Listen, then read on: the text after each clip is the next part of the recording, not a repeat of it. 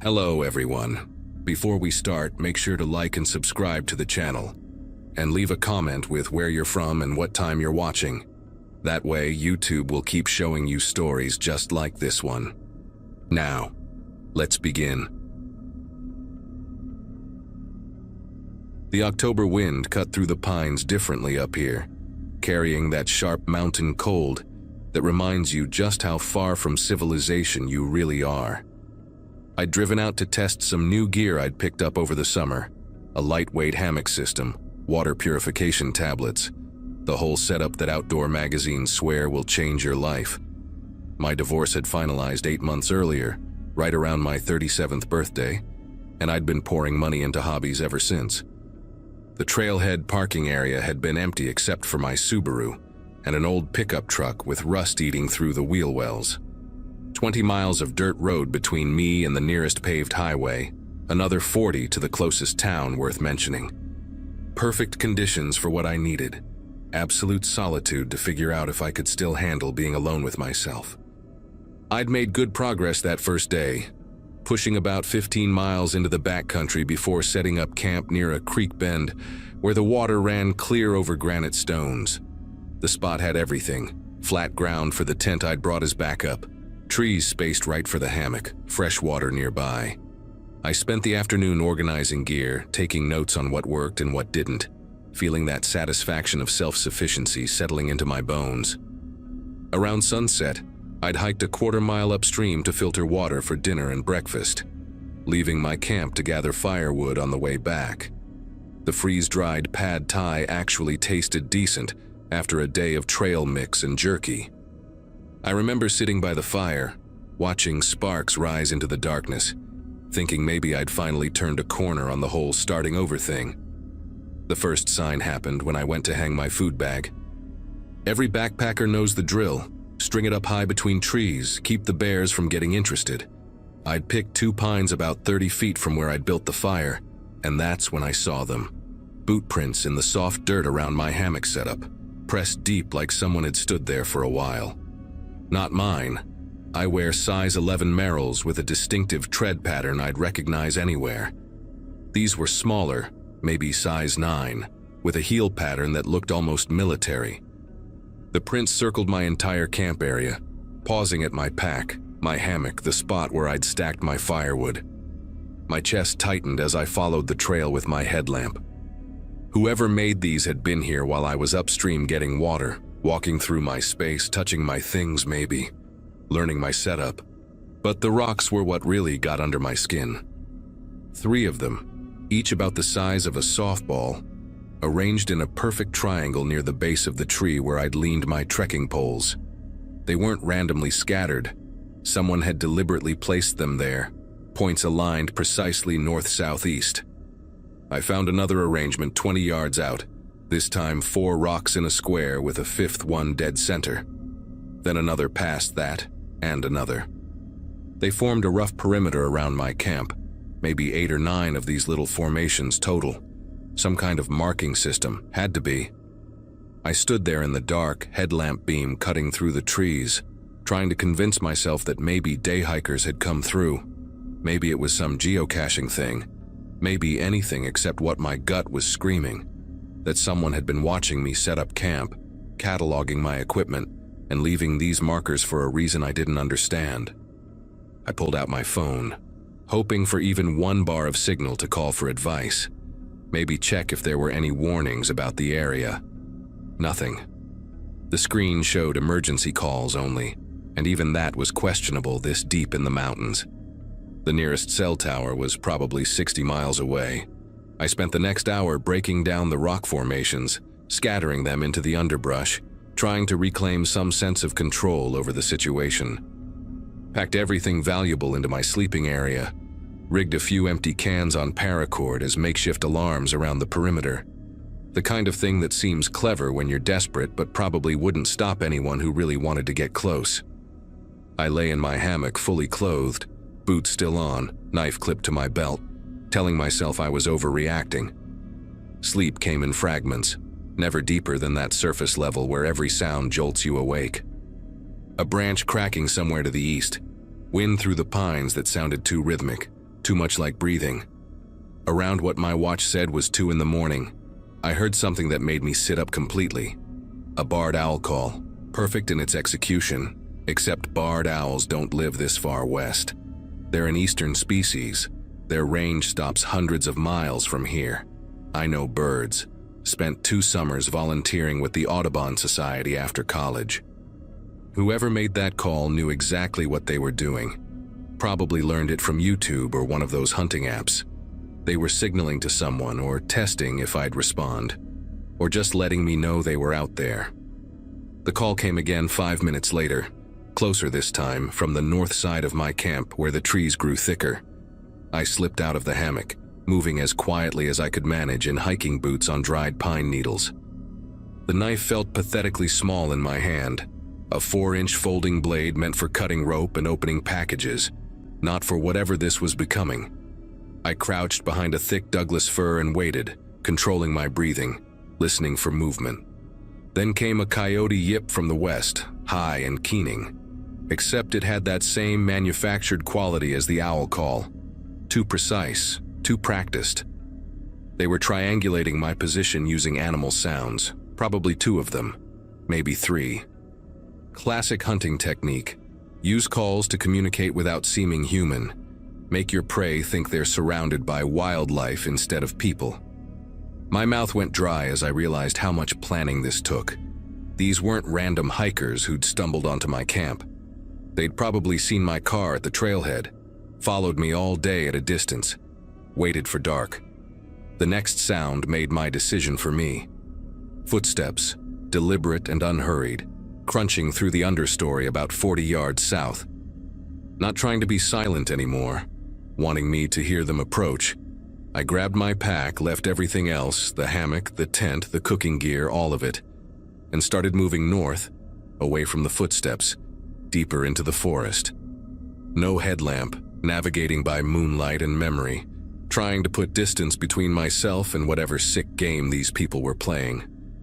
Behind me, I heard my camp alarm trip, the cans rattling against each other. Then silence.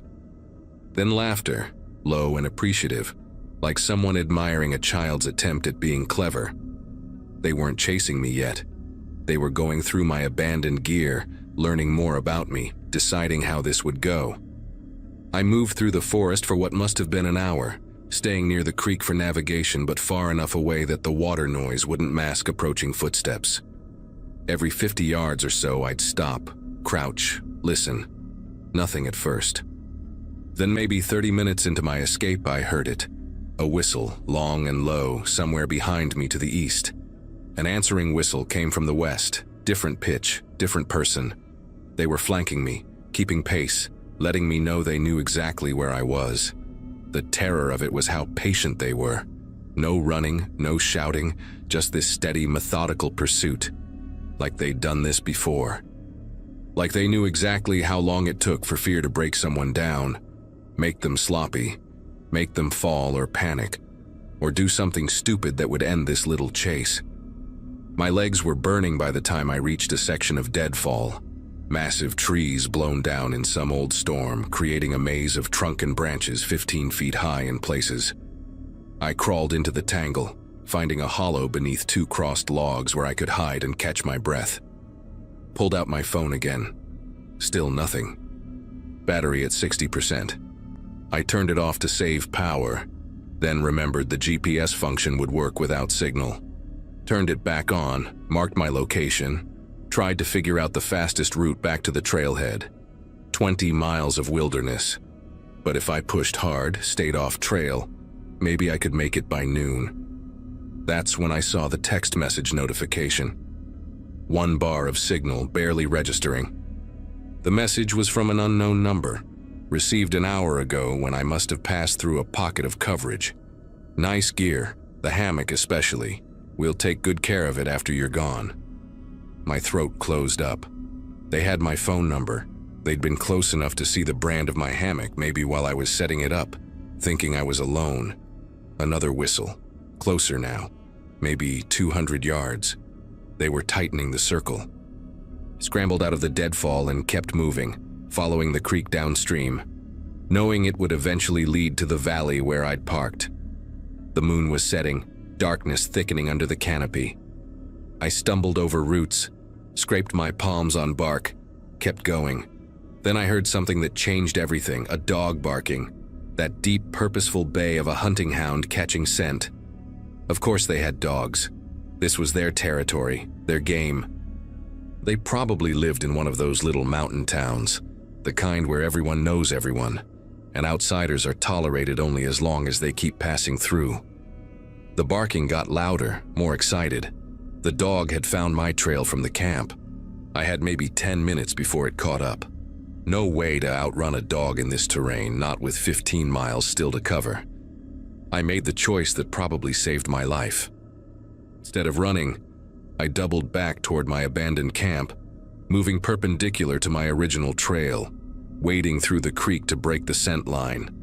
Let them think I was still fleeing north while I circled back. I found my camp destroyed, gear scattered and torn apart, my expensive hammock shredded into ribbons and hung from branches like party streamers. But they'd left my car keys.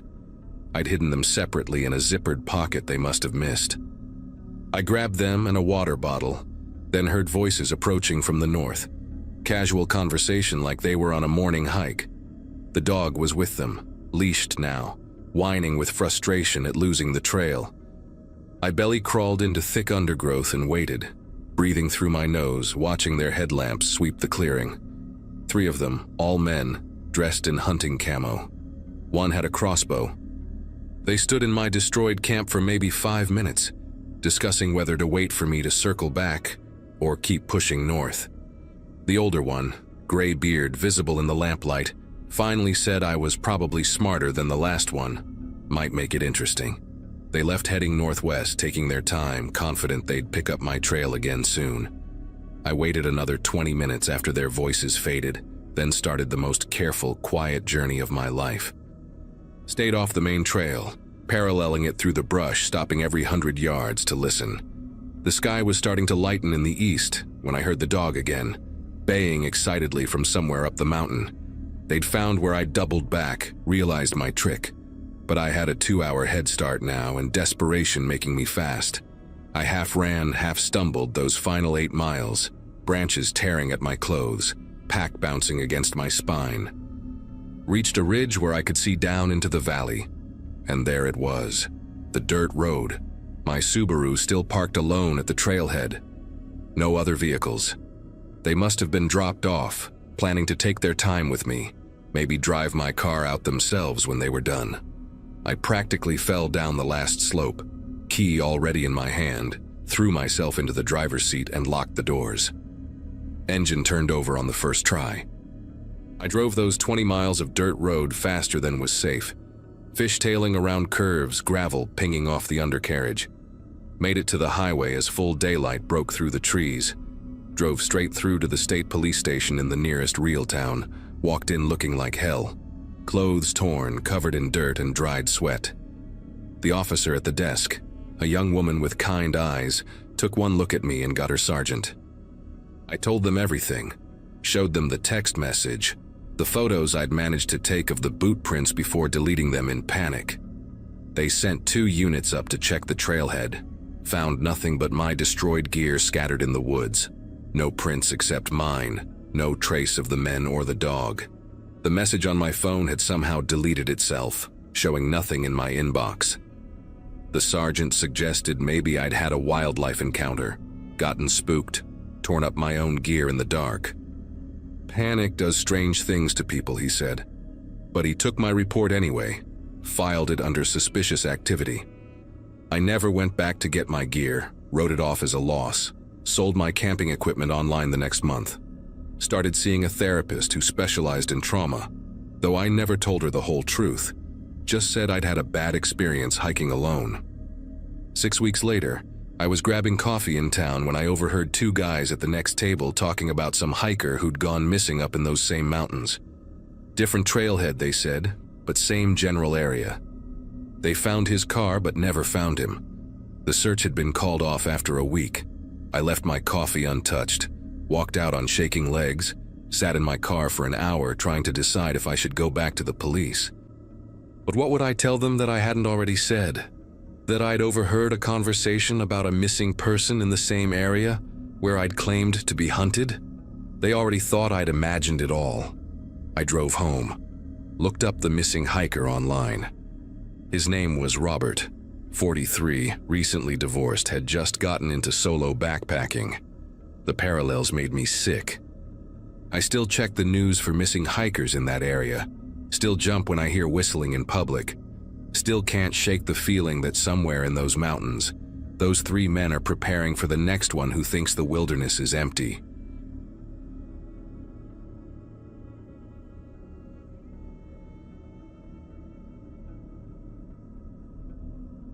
The flyers were everywhere that Saturday morning in early June, when I stopped for coffee at the gas station near Cedar Ridge Park.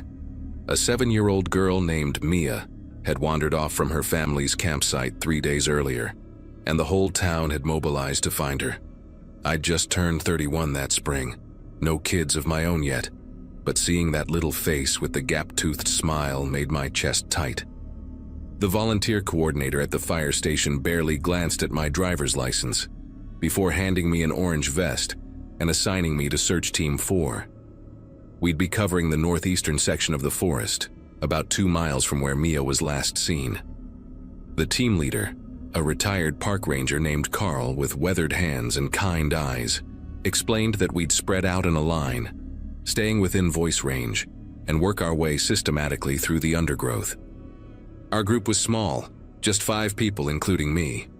There was Carl, of course, then a married couple who ran the hardware store downtown, and a college kid home for summer break who kept checking his phone until Carl told him to save the battery. The forest was denser than I expected, with thick clusters of pine and oak that blocked most of the sunlight even at noon. We'd been searching for about 4 hours, calling Mia's name until our throats were raw, when the afternoon heat really started to press down. Carl had us take a water break near an old logging road, and that's when I heard it. Faint at first, almost lost in the rustle of leaves, but unmistakable once I focused on it. A child crying, high and desperate, coming from somewhere up the ridge to our right. I grabbed Carl's arm and pointed, but he was already on his radio, trying to raise the other teams to see if anyone else was hearing what we were hearing. The crying got louder, more urgent, and I couldn't just stand there anymore. I told Carl I was going to check it out, that it was maybe 200 yards up the slope at most. He shook his head, said protocol was to stay together, never split the team, but those sobs were tearing right through me. The hardware store couple, the Andersons, they heard it too, and the woman had tears in her eyes. Carl tried the radio again, but all he got was static, and the crying kept pulling at us, raw and terrified. I started moving toward the sound before I even realized I'd made the decision. Carl called after me to wait, that he'd go with me, but his knee had been giving him trouble all day and I was already scrambling up through the underbrush. I shouted back that I'd mark my path, that I'd yell if I found anything, and then I was pushing through a wall of mountain laurel, following those heartbreaking sounds. The ridge was steeper than it looked from below, covered in loose shale that kept sliding under my boots. I had to grab onto saplings and exposed roots to keep my balance, and twice I went down hard on my knees. The crying seemed to move, first ahead of me, then slightly to the left, like the child was wandering in circles. My volunteer vest kept snagging on thorns and low branches, and I could feel sweat running down my back, soaking through my shirt. About halfway up, I lost sight of the others completely, the forest swallowing even their voices. But the crying was clearer now, and mixed in with the sobs I could hear actual words, just fragments really, please and help, and what sounded like mommy. I pushed harder, my legs burning, thinking about that little girl alone out here for 3 days, probably dehydrated, definitely terrified, maybe hurt. The top of the ridge flattened out into a small clearing, maybe 30 feet across, surrounded by a thick wall of evergreens. In the center, partially hidden by tall grass, was a faded blue camping tent, the kind you'd buy at any sporting goods store. The crying was coming from inside it, muffled but steady, and I practically ran toward it, calling out Mia's name. My voice cracked on the second syllable, and suddenly the crying stopped. Complete silence, not even birds or insects, just my own ragged breathing and the blood pounding in my ears. I stood there for maybe 10 seconds waiting, then called out again, softer this time, saying it was okay, that I was here to help, that her parents were looking for her. Nothing. The tent didn't move, no response at all, and a cold weight started forming in my gut even though the afternoon sun was beating down on the back of my neck. I approached the tent slowly, noting how the grass around it had been trampled down in a rough circle, like someone had been walking around and around it. The zipper was partially open, maybe 6 inches, and through the gap I could see something dark inside. I reached for the zipper, announcing myself again, saying I was with the search party, that everything would be okay. My fingers were just touching the metal pull when I heard it again, the crying, but wrong somehow. It was coming from inside the tent, but had a tinny, hollow quality to it. I yanked the zipper down and stumbled backward when I saw what was inside. A small two-way radio, the heavy-duty kind contractors use, sitting on top of a bunched-up sleeping bag. The crying was coming from its speaker, looping now that I was paying attention. The same sequence of sobs and pleas repeating every 40 seconds or so. A recording. Someone had recorded a child crying and was broadcasting it from this radio. My mind went blank for a moment, just complete static, because this didn't make any sense. Who would do this? Why would anyone set up a fake distress call during an actual search for a missing child? Then the implications hit me all at once, like ice water flooding my veins. This was bait. Someone had deliberately lured me up here, away from the group, to this isolated spot where no one could see or hear me. I spun around, scanning the tree line, and that's when I noticed the footprints. Fresh ones in the soft dirt, leading from behind the tent in a wide arc through the grass, disappearing into the trees directly behind where I was now standing. The prints came out of the forest, circled the tent several times, then headed back into the woods, but on the opposite side from where I'd approached. Whoever made them had been here recently, maybe even while I was climbing the ridge, and could very well still be watching from the shadows between the trees. I reached for my phone with numb fingers, but of course there was no signal this deep in the forest. The radio in the tent kept playing its horrible loop, and now that I knew it was fake, I could hear how the breathing patterns were too regular, how the words were spaced too evenly. I grabbed the radio, looking for an off switch, and found a folded piece of paper taped to its back. My name was written on it. Not my full name, just my first name, Jennifer, in careful block letters with black ink. Someone knew I would be the one to find this. Someone had been watching our search team, had seen me specifically, had counted on me being the one to break away from the group when I heard the crying. The paper was damp with condensation, and when I unfolded it, there was a single line written inside. You should have stayed with the others. A branch snapped somewhere behind me, not far, maybe 20 feet into the trees. I dropped the radio and it hit the ground, still playing that damned recording. Another snap, this one to my left, and I realized with perfect crystalline clarity that I was being herded. Whoever was out there wanted me to run in a specific direction, probably into another trap or toward a vehicle waiting on some old logging road. I thought about screaming for help, but Carl and the others were too far away, and it might provoke whoever was watching into acting faster. Instead, I did the only thing that made sense in that moment of pure panic and adrenaline. I ran straight back the way I'd come, crashing through the underbrush, skidding down the loose shale, not caring about the branches whipping across my face or the thorns tearing at my clothes. Behind me, I could hear pursuit, not running but walking steadily, deliberately, like they knew exactly where I was going and weren't worried about keeping up. Halfway down the ridge, my foot caught on an exposed root, and I went down hard, rolling several feet before slamming into a fallen log. Pain shot through my ribs, and for a moment I couldn't breathe, couldn't move, could only lie there gasping while listening to those steady footsteps getting closer.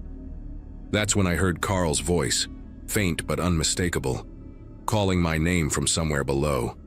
I screamed then, screamed his name and help and someone's following me, all in one hysterical burst. The footsteps behind me stopped. I scrambled to my feet, clutching my side, and half ran, half fell the rest of the way down the slope until I could see orange vests through the trees. Carl was climbing toward me with the college kid right behind him, both of them wide-eyed and breathing hard. I collapsed into Carl's arms, babbling about the tent and the radio and the note with my name on it, and he held me steady while scanning the ridge above us. But there was nothing there. No movement, no sound except that faint, tinny crying still drifting down from the tent. The police found the tent exactly where I said it would be, the radio still broadcasting its loop until the battery died around sunset. They photographed everything, bagged the radio and the note as evidence, took castings of the footprints. But there were no fingerprints on anything except mine, no DNA evidence, no trail to follow once the footprints reached the rocky ground on the far side of the clearing. They questioned everyone on the search teams, checked if anyone had been filming or taking pictures that might have caught someone watching us. Nothing. The detective, a woman with tired eyes who'd been working the case since Mia first disappeared, told me the setup had probably been there for hours before we arrived, that whoever did it had likely been gone long before I reached the tent. But I knew better. I'd heard those footsteps following me down the ridge, measured and patient, like someone who'd done this before and would do it again. She didn't argue with me, just wrote everything down and said they'd increase patrols in the area. They found Mia 2 days later, thank God, alive and relatively unharmed, hiding in a drainage pipe about a mile from her family's campsite. She'd gotten turned around in the dark and had been too scared to come out when she heard people calling. The news should have made me feel better, should have closed the chapter on that horrible Saturday, but it didn't. Because whoever set that trap, whoever wrote my name on that paper and waited in the woods, they weren't connected to Mia's disappearance at all. They were just someone who saw an opportunity in the chaos of a search, someone who wanted to separate a volunteer from the safety of the group. I changed my phone number, varied my routes to work, installed new locks and a security system. But sometimes, especially when I'm alone and hear a child crying in a grocery store or playground, my whole body goes cold and I'm back on that ridge, reading those 5 words that still wake me up at night. I never volunteered for another search.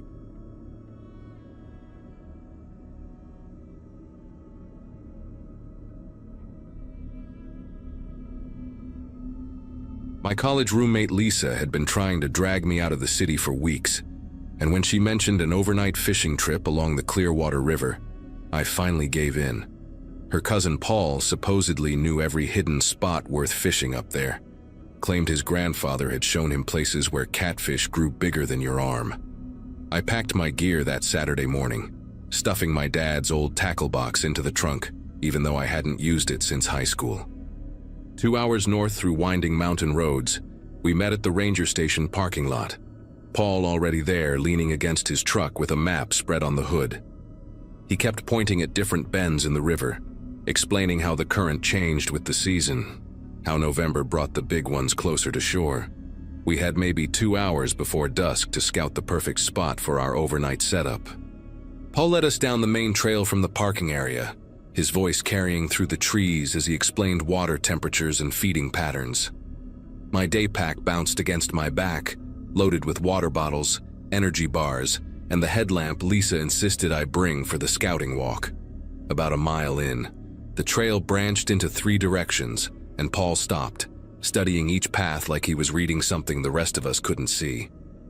He pointed left toward what he called the deep pools, told Lisa to check the middle path that followed the river's main channel, then nodded at a narrow track cutting right through the birch trees.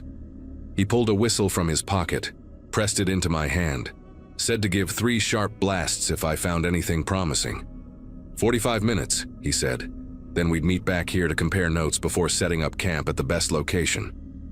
The game trail wound through tall grass and young birch trees, narrow enough that branches kept catching my sleeves. I could hear the river somewhere to my left, that constant rush of water over rocks, but couldn't see it through the thick undergrowth. After about 10 minutes of walking, the path opened into a small clearing where someone had built a fire ring from river stones, probably fishermen from earlier in the season. The ashes inside looked old, weathered by rain, and pine needles had blown across everything. I kept going, ducking under low branches, and that's when I spotted Paul's water bottle sitting perfectly upright on a flat rock beside the trail. Not tossed or dropped, but placed there deliberately, the blue Nalgene bottle he'd been drinking from during the drive-up. I picked it up, confused, wondering how he'd gotten over here when I'd watched him head the opposite direction. I called out his name, waited for a response, but only heard the river and wind moving through the trees. The bottle was empty, the cap screwed on tight, and I noticed the rock had been cleared of leaves and debris, like someone had prepared that exact spot. I tucked the bottle into my pack, figuring Paul must have scouted this trail earlier, maybe yesterday or this morning before Lisa and I arrived. But something about the placement bothered me, too deliberate, too much like a marker or sign. The trail curved ahead, disappearing into denser forest, and I almost turned back right then, except I could see another clearing through the trees that might open onto the river. 5 more minutes, I told myself. Then I'd head back whether I found a good spot or not. The clearing turned out to be a false promise, just another cluster of birch trees, but beyond it the trail started descending toward what had to be the river. That's where I found Lisa's baseball cap, the faded Mariners one she'd worn all day, hanging from a branch at exactly eye level. The branch had been bent down and twisted to hold it in place, deliberate enough that wind couldn't have done it. My chest tightened as I lifted the cap off the branch, turned it over in my hands. A few strands of her dark hair were still caught in the adjustment strap. I knew Lisa's path had run parallel to mine, maybe a quarter mile over, but there was no connecting trail I could see, no broken branches or footprints showing how the cap had traveled between paths. The sun was dropping faster now, throwing long shadows between the trees, and I pulled out my phone to check the time. No signal, which I'd expected, but I'd been walking for 25 minutes already. I should have blown the whistle then, should have turned around and jogged back to the meeting point, but I needed to understand what was happening. Lisa wouldn't have left her favorite cap, and Paul wouldn't have abandoned his water bottle, not when we'd need them for the overnight trip. I kept walking, slower now, scanning the ground and trees for any sign of my friends, for footprints or broken branches that might explain the items. The trail opened onto a narrow beach along the river, maybe 15 feet of rocky shore before the water started. Perfect spot for fishing, actually, with a deep pool where the current slowed and eddied back on itself. But what caught my attention were the fresh footprints in the sand, 2 sets walking along the water's edge, one larger, one smaller. Paul and Lisa had to be, except the tracks led in only one direction, heading downstream toward where the beach ended in a tangle of fallen trees. I followed the footprints, my boots crunching on the wet sand and river stones. They stayed close to the water, never deviating, never showing any sign of stopping or turning around. Where the beach narrowed, forcing me closer to the tree line, I found Paul's fishing vest draped over a piece of driftwood. The vest with all his gear, his lucky lures he'd been bragging about, the knife his grandfather had given him. Every pocket was still full, zipped closed, nothing taken. I grabbed the vest, slung it over my shoulder, and that's when I noticed the 3rd set of tracks. These came from the forest, larger boots with a deep tread pattern, and they followed behind Paul and Lisa's prints at maybe 10 feet back. The spacing was strange, irregular, like whoever made them kept stopping and starting, maintaining that exact distance. My mouth went dry as I traced the tracks with my eyes, saw how they never came closer, never fell farther behind, just shadowed my friend's path with mechanical precision. The light was failing now, that gray twilight that makes everything look flat and colorless. I pulled out my headlamp but didn't turn it on yet, not wanting to announce my position to whoever had left those tracks. The whistle was still in my pocket, but blowing it seemed pointless now, maybe even dangerous. I backtracked to where the 3rd set of prints emerged from the forest, found a narrow gap between 2 fallen logs where someone had pushed through. The bark was scuffed, fresh scratches in the wood, and there were broken twigs on the ground, stepped on deliberately to avoid making noise. I crawled through the gap, following the trail backward, trying to understand where this person had come from. The tracks led uphill, away from the river, weaving between trees with purpose. Then they stopped at a small rise that overlooked the beach, the spot where someone had stood watching, waiting. There were knee prints in the dirt where they'd crouched, and cigarette butts, 5 of them, ground out carefully and lined up in a row like they were keeping count of something. I stood there in the growing darkness, trying to piece together what I was seeing. Someone had watched Paul and Lisa from this spot, tracked them along the beach, but where were they now? The footprints on the beach had ended at the fallen trees with no return tracks, no sign of where anyone had gone. I turned to head back down to the river, and that's when I heard it, a branch snapping somewhere behind me, maybe 30 yards back in the direction I'd come from. Not the random crack of wood settling or an animal moving through, but the sharp, distinct sound of weight being placed wrong, then quickly shifted. I held my breath, stayed perfectly still, and heard nothing for 10, 20, 30 seconds. Then another step, careful this time, barely audible over the sound of the river below. Someone was following my exact path, had probably been following since I'd found the water bottle, letting me collect the items they'd placed, watching me discover each piece of their setup.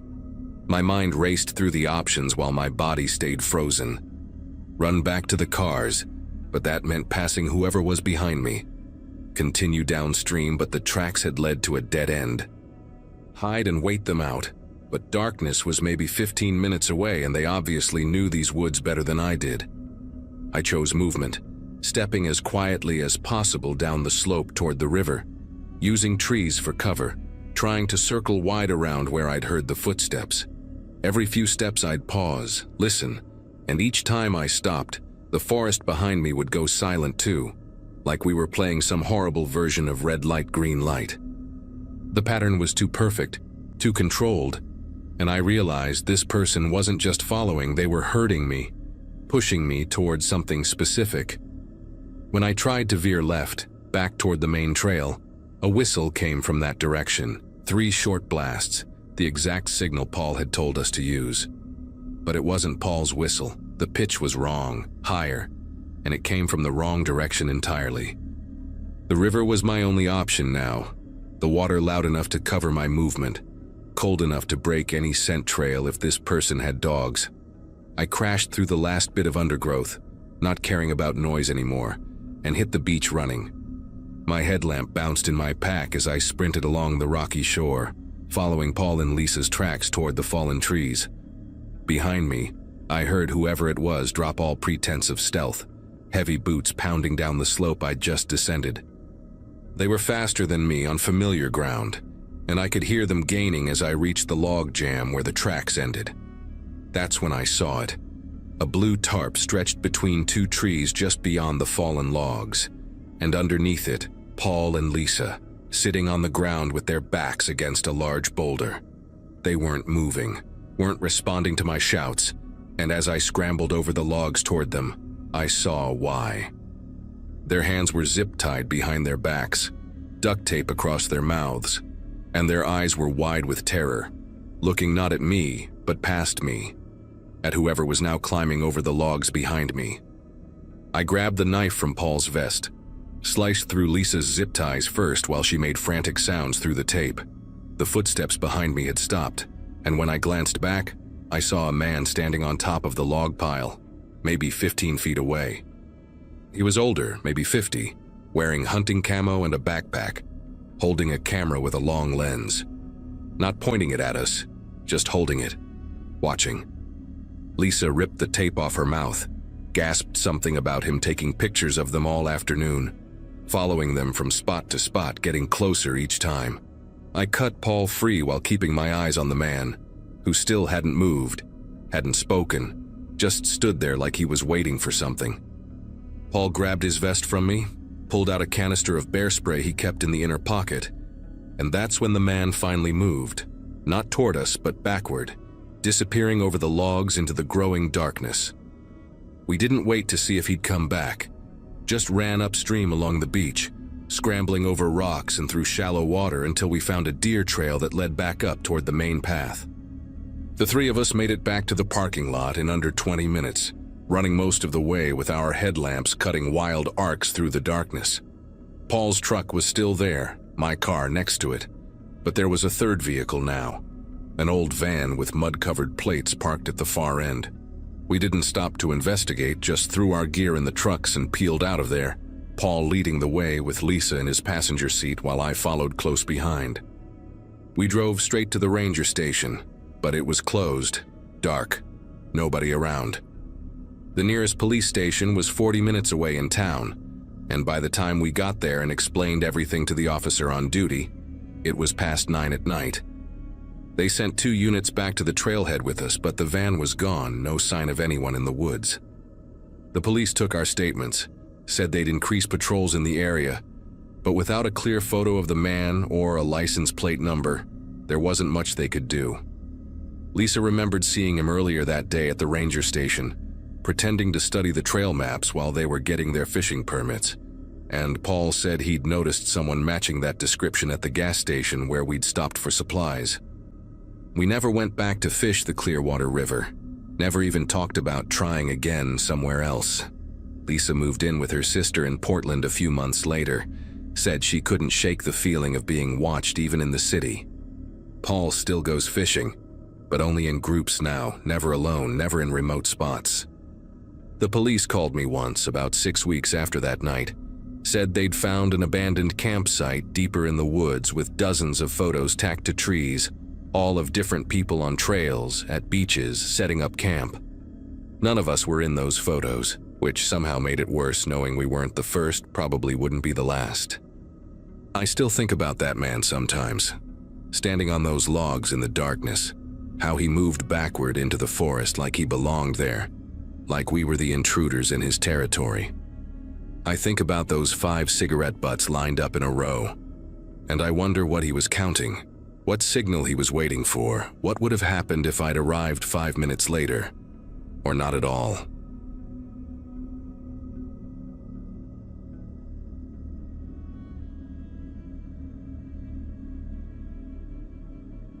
Most folks around here inherit their first rifle the same way they inherit their grandfather's watch, passed down when you're old enough to understand its weight. Mine came wrapped in an old wool blanket on my 14th birthday, along with Dad's promise to take me out to the Carter's property once deer season rolled around. By the time I turned 23, we'd made that trip to Virginia every November like clockwork. Just the 2 of us camping in that same clearing near the creek where Dad said he'd taken his first buck 40 years prior.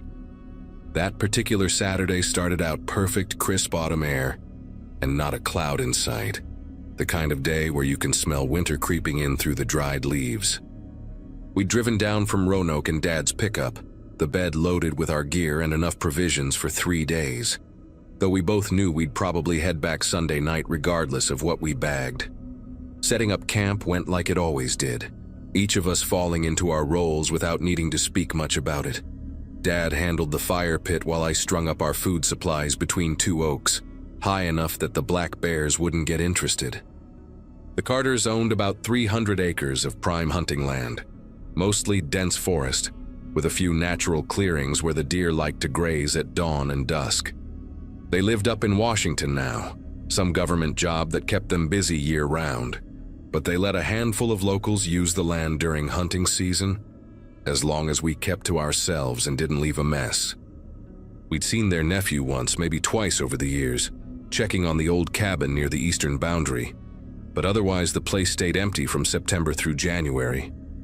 Dad always said that's what made it perfect, just wilderness and silence, no other hunters stumbling through your spot or scaring off the game. We spent the afternoon scouting, walking the trails we knew by heart and checking for fresh signs. Found plenty of tracks near the water, droppings that couldn't have been more than a day old, and rubs on the saplings where the bucks had been marking their territory. Dad pointed out a scrape beneath a low-hanging pine branch, the earth torn up and musky with scent, said we should set up near there come evening. His knees weren't what they used to be, I could tell by the way he favored his right leg going uphill, though he'd never admit it out loud. We decided he'd take the stand we'd built 3 seasons back, about 15 feet up in a sturdy hickory with clear sight lines to the creek, while I'd position myself on the ground near a cluster of white pines about 70 yards east.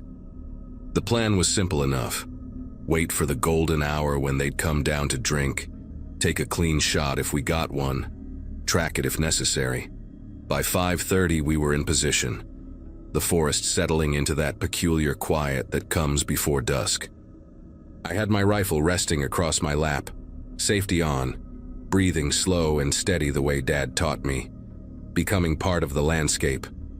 The temperature dropped fast once the sun started sinking behind the ridge, maybe 45 degrees, cold enough that my breath came out in little puffs that I tried to aim away from my scope. Every small sound seemed amplified in that stillness. A squirrel rustling through the leaves 20 yards away might as well have been an elephant. A woodpecker's distant hammering echoed like gunfire. Then I heard it. The snap of a branch followed by another, deliberate and heavy, coming from the north. Through the gaps in the pine needles I caught movement, a flash of brown against the darkening forest. Then the full shape emerged into the small clearing ahead of me.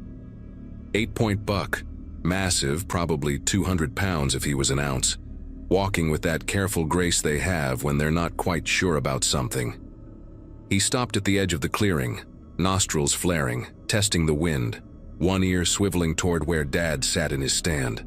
I clicked off the safety, trying to control the adrenaline surge that always came at moments like this, my finger hovering just outside the trigger guard. The buck took 3 more steps forward, turning broadside to me, the perfect shot presenting itself like a gift. I squeezed the trigger on an exhale, the rifle kicking back against my shoulder, the crack of the shot shattering the evening quiet. The buck jumped straight up, that telltale mule kick that meant I'd hit the vitals, then bolted into the trees heading southeast. I could hear him crashing through the underbrush, the sound growing fainter. Then nothing. Dad's whistle came from the stand, 2 short bursts that meant good shot. Wait 30 minutes before tracking. Those 30 minutes crawled by slower than any I could remember, sitting there in the growing darkness with my heart still racing. Dad climbed down from his stand and made his way over, clapping me on the shoulder, that proud smile visible even in the dim light. We went through the ritual of marking where I'd taken the shot, finding the first drops of blood on the leaves, bright red and frothy, which meant lung shot, a good clean kill. The blood trail was easy to follow at first, splattered on the dried ferns and oak leaves, leading us deeper into the woods along what seemed like an old game trail. Dad stayed behind me with the flashlight while I tracked, both of us moving quiet out of habit more than necessity. About 80 yards in, the trail opened into another small clearing, and I could make out the shape of the buck lying on its side near a fallen log. I remember feeling that mix of elation and respect you get when you take a life for food, already thinking about how we'd dress it and pack out the meat. But when I got within 10 feet of where the buck should have been, I stopped so sudden that Dad nearly walked into me. The deer was there, but it had been moved, dragged maybe 6 or 7 feet from where the blood trail ended, leaving these deep furrows in the dirt like something had grabbed it by the neck and pulled. The belly had been opened up, not with any tool I recognized the work of, but torn apart, the edges ragged like they'd been pulled rather than cut. Steam was still rising from the cavity in the cold air, which meant this had happened minutes ago, maybe while we were walking up. The intestines were gone, along with the liver and heart, but not scattered around like a coyote or bear would leave them. Just gone, taken. Dad's flashlight beam swept across the carcass, and I saw his face go rigid, that expression he got when something wasn't adding up right.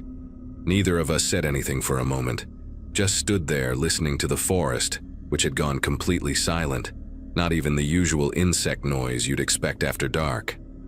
Dad grabbed my arm, not hard but firm enough to get my attention, and nodded toward the way we'd come. We started backing up, keeping our eyes on the trees around us, when I heard it, clear as if someone was standing right beside me, a voice that whispered, "That's mine," in this flat, wrong tone that made every hair on my neck stand straight up.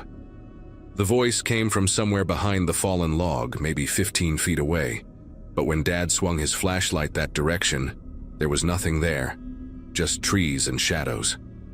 We both had our rifles up now, safeties off, trying to cover different angles while moving backward toward the trail. Then we heard footsteps, heavy and deliberate, circling around us just outside the flashlight's reach, branches breaking with no attempt at stealth. Dad pulled out his phone. No signal, of course, we were too deep in the woods, but the screen light gave us a little more visibility.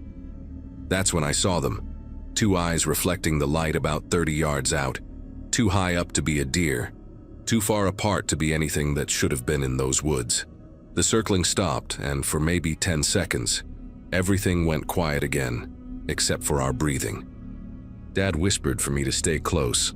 We were going to move fast back to camp, forget the deer. Forget everything except getting out of there. We'd made it maybe 20 steps when something crashed through the underbrush to our left, big enough to shake the ground under our boots, and that voice came again. Closer this time, saying, "Mine, mine, mine," over and over in this monotone chant that didn't sound entirely human. Dad fired a warning shot into the air, the sound explosive in the darkness, and whatever was out there went silent. We ran then. I'm not ashamed to admit it. Two grown men with rifles sprinting through the dark forest, like kids running from a nightmare. Branches tore at our clothes. I nearly went down twice, tripping over roots, but we kept moving, Dad's flashlight beam bouncing wildly ahead of us. Behind us, I could hear pursuit, not running but moving fast through the trees, keeping pace without seeming to exert effort. We burst into our campsite and Dad immediately went for the truck, throwing our rifles in the bed while I grabbed the essential gear, leaving everything else behind. The engine turned over on the third try, headlights cutting through the darkness to illuminate the trail out. As Dad threw it in reverse to turn around, something walked into the edge of the headlight beam, just for a second before stepping back into the shadows. It was tall, maybe 7 feet, walking upright but wrong somehow in its proportions.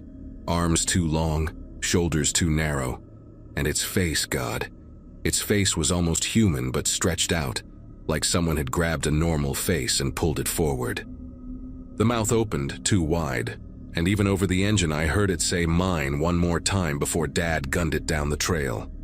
We didn't stop driving until we hit the main road, didn't talk about what we'd seen until we were sitting in a well-lit diner 2 towns over, trying to make sense of something that didn't fit into any explanation we could accept.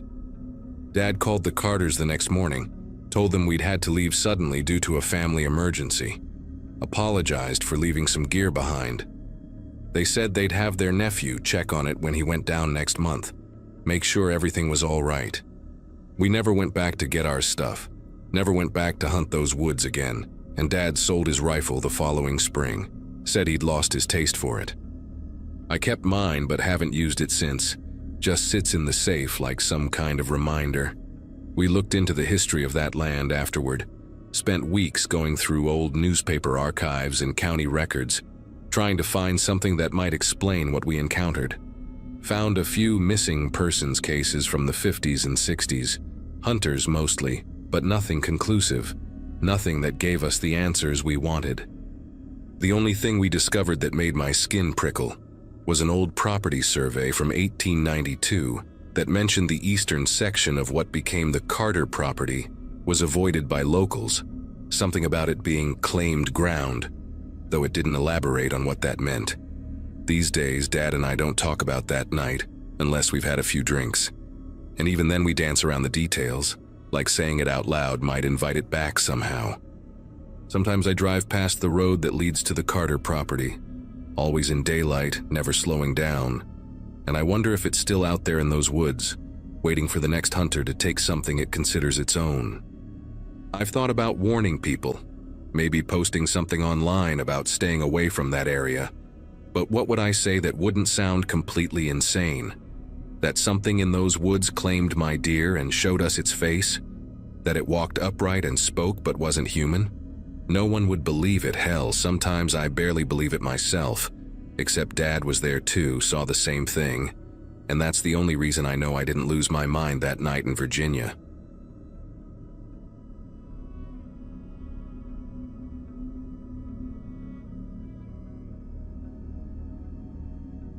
Picture 4 grown adults crammed into a break room that smells like burnt coffee and microwaved fish, avoiding eye contact while HR drones on about fostering team cohesion after recent challenges. That was us 2 weeks ago, getting lectured because someone had filed a complaint about our department's toxic atmosphere, which, honestly, was putting it mildly, considering what had gone down between us over the past few months.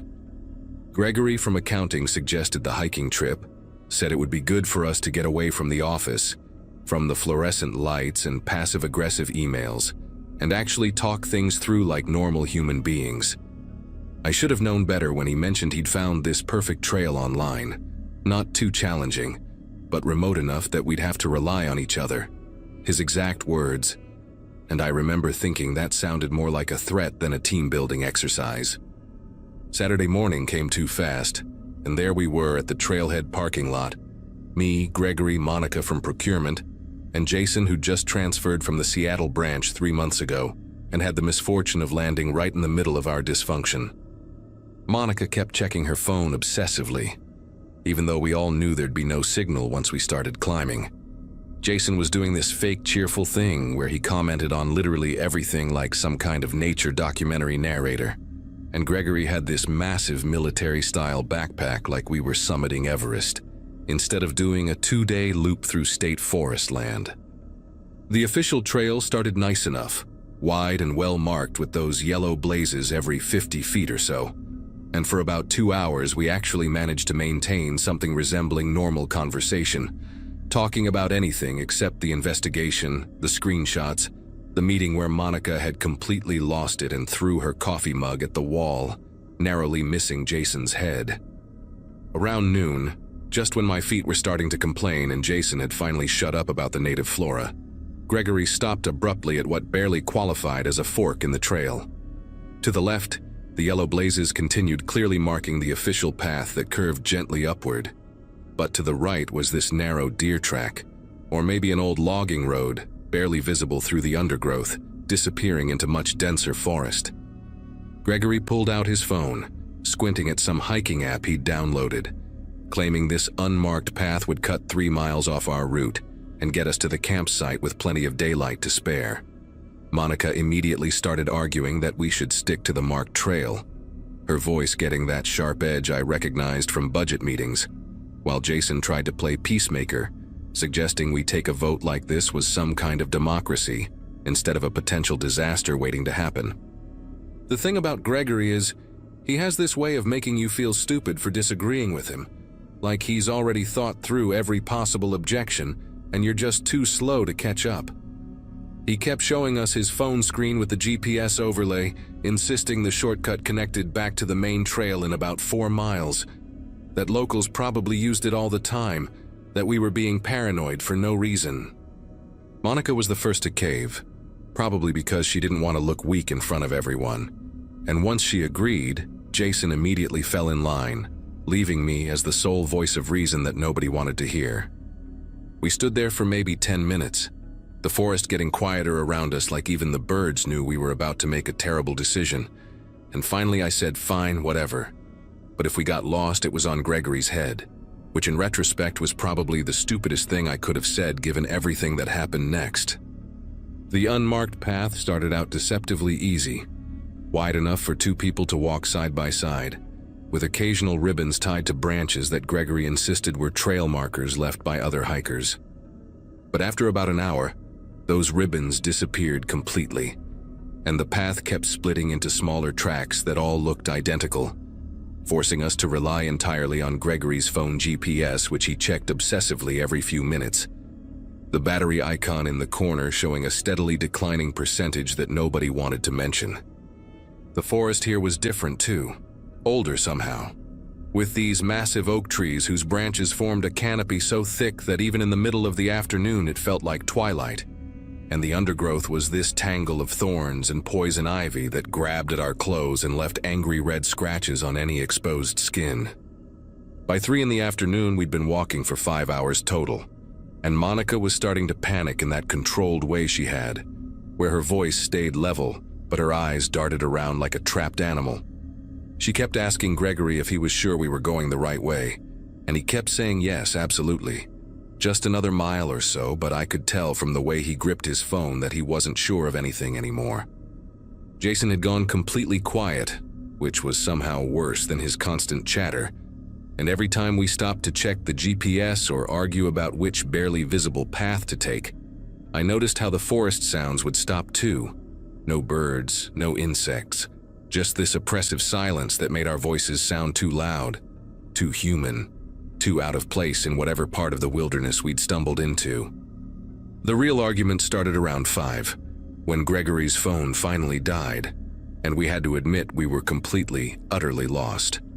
Monica went from controlled panic to full-blown fury, screaming at Gregory that this was exactly like him, always thinking he knew better than everyone else. Just like with the Morrison account that he'd tanked because he wouldn't listen to anyone's input.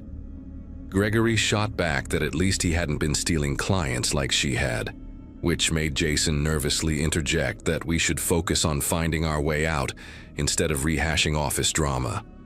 But that just redirected Monica's rage toward him, asking what he'd know about anything since he'd only been there 3 months and had already managed to sleep with half the support staff. The accusations flew back and forth, each more vicious than the last. Our professional facades completely shattered as we stood there in the growing darkness, and that's when I noticed it. Just at the edge of my vision, a flash of blue fabric moving between the trees about 30 yards away, there 1 second and gone the next. I tried to point it out, but they were too busy tearing into each other to listen. Monica now accusing Gregory of deliberately getting us lost as some kind of power play. Gregory calling her paranoid and unstable.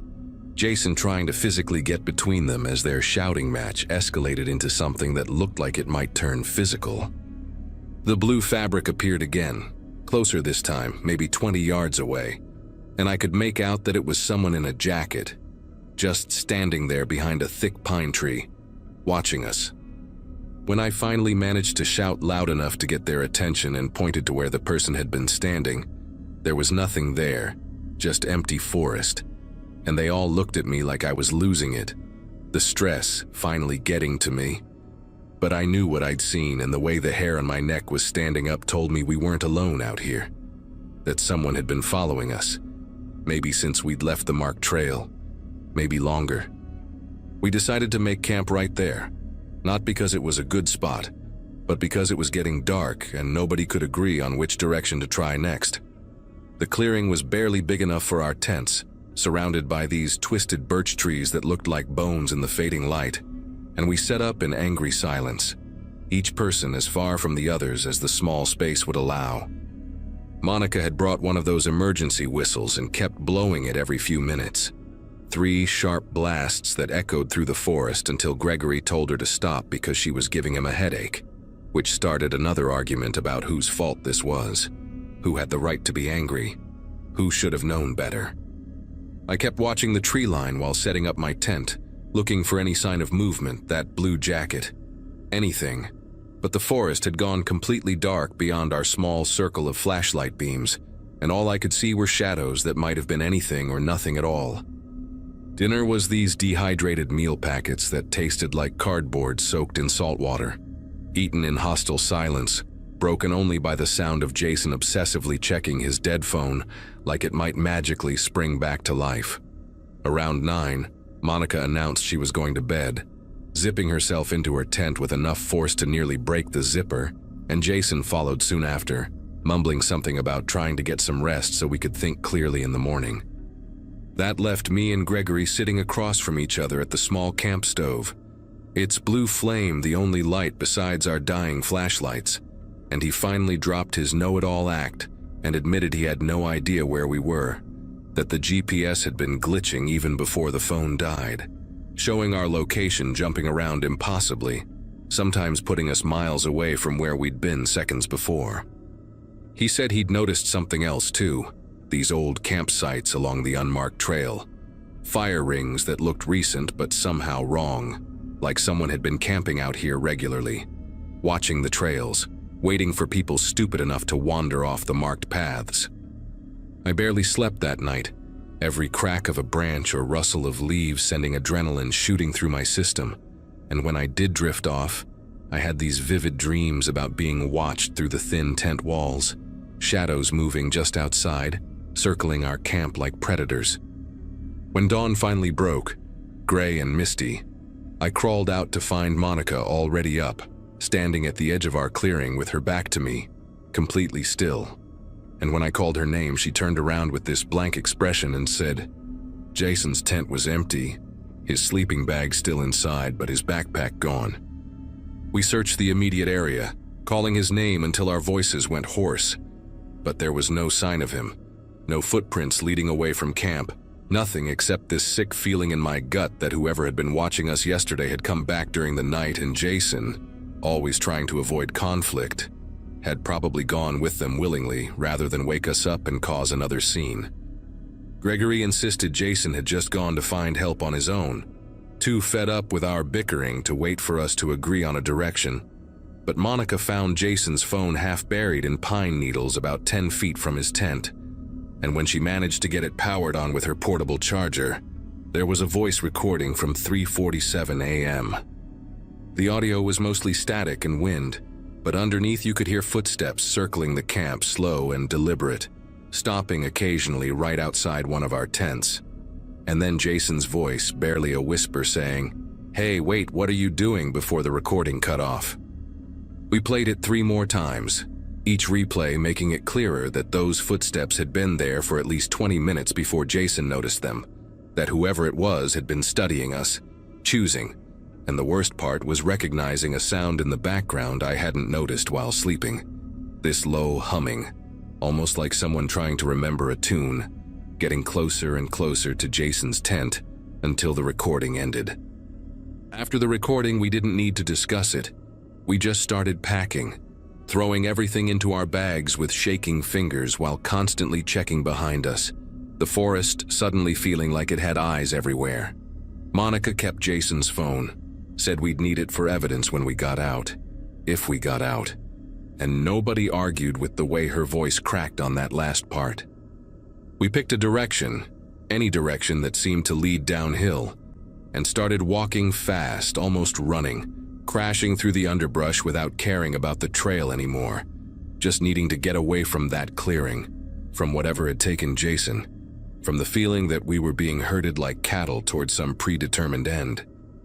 Gregory was in the lead, using a broken branch to clear the path, when he suddenly stopped and pointed at something carved into a tree trunk, fresh cuts in the bark that looked maybe a day old, just 4 words that made my entire body go cold. "You chose this path."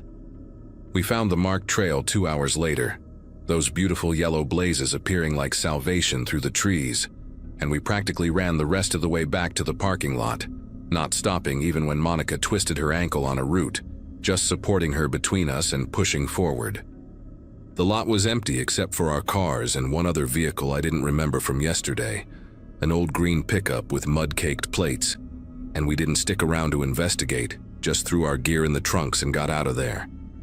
We called the police from the first gas station we found, reported Jason missing, gave them the GPS coordinates from Gregory's app history, played them the recording from Jason's phone, but when search and rescue went in the next day, they said they couldn't find our campsite.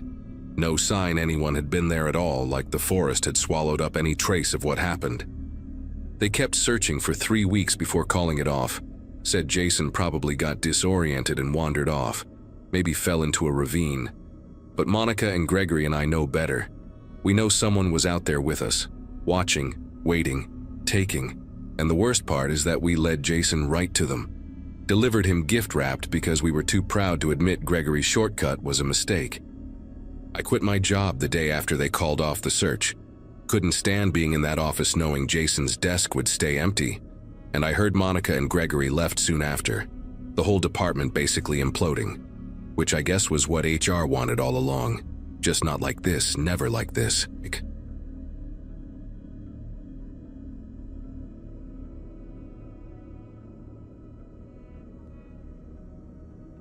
Montana in early May feels like the world just woke up from a long sleep. And that particular Saturday morning, I'd driven out to fish a section of the Bitterroot that most folks don't bother with anymore. Been fishing these waters since my college roommate introduced me to fly fishing back when we were both studying at Missoula, which makes it about 15 years now, give or take. The spot sits about 40 miles from any real town, down a dirt road that turns into barely a trail, then becomes nothing but deer paths through the pines. You have to want it bad enough to bushwhack the last quarter mile carrying all your gear, sliding down loose shale and pushing through serviceberry bushes that leave scratches on your waders. But the rainbow trout in that stretch of river make every scraped knuckle and thorn prick worth it, especially in spring when the snow melt brings them out hungry and careless. By noon, I'd already landed 3 decent rainbows and lost what felt like a monster brown trout that snapped my tippet clean off near a submerged log. The sun was hitting that perfect angle where you can see straight through the water to the riverbed, all those smooth stones shifting between green and gold in the current. I was working my way upstream, casting into a deep pool where the main channel cuts hard against a granite cliff, when movement in my peripheral vision made me glance across to the opposite bank. Someone was standing in the shadows between 2 massive Douglas firs, maybe 60 feet away from me, just standing there, not moving, not fishing, not doing anything that made sense for a person to be doing in the middle of nowhere on a Saturday afternoon. At first I figured it had to be another angler scouting the water, maybe waiting for me to move on so he could fish the pool. We fishermen can be territorial about good spots. And I get it, especially when you've hiked that far in. I raised my hand in a friendly wave, the universal river greeting between anglers, but the guy didn't wave back, didn't nod, didn't acknowledge me at all. He just stood there, arms hanging loose at his sides, and that's when I noticed something was wrong with his clothes. They weren't clothes exactly, more like rags or maybe just a really old shirt and pants that had been through hell, all torn up and hanging weird on his frame. The color was all wrong too, this brownish gray that matched the mud along the riverbank, like he'd been rolling in it or living in it. I turned back to my fishing, telling myself to mind my own business, but every few casts I'd steal a glance across the river. The man never moved, not once, just kept watching from between those trees with his face half hidden in shadow. After about 10 minutes of this, I hooked into another rainbow, a real fighter that took line and jumped twice before I could work it into the shallows. The whole time I'm playing this fish, concentrating on keeping the right tension, working it away from a tangle of roots, I can feel eyes on me. When I finally got the trout in my net and looked up, the man had moved closer to the water's edge, maybe 30 feet away now, and that's when I saw he was barefoot. Not just barefoot, but his feet were caked in thick mud up past his ankles, and his toenails were long and yellowed, curling over the ends of his toes like they hadn't been cut in months or maybe years. The smart thing would have been to pack up and leave right then, but I'd driven 3 hours and hiked another 40 minutes to fish this spot, and some mud-covered weirdo wasn't going to run me off. Besides, the river was between us, running fast and cold with snowmelt, at least waist-deep in most places and deeper in the main channel.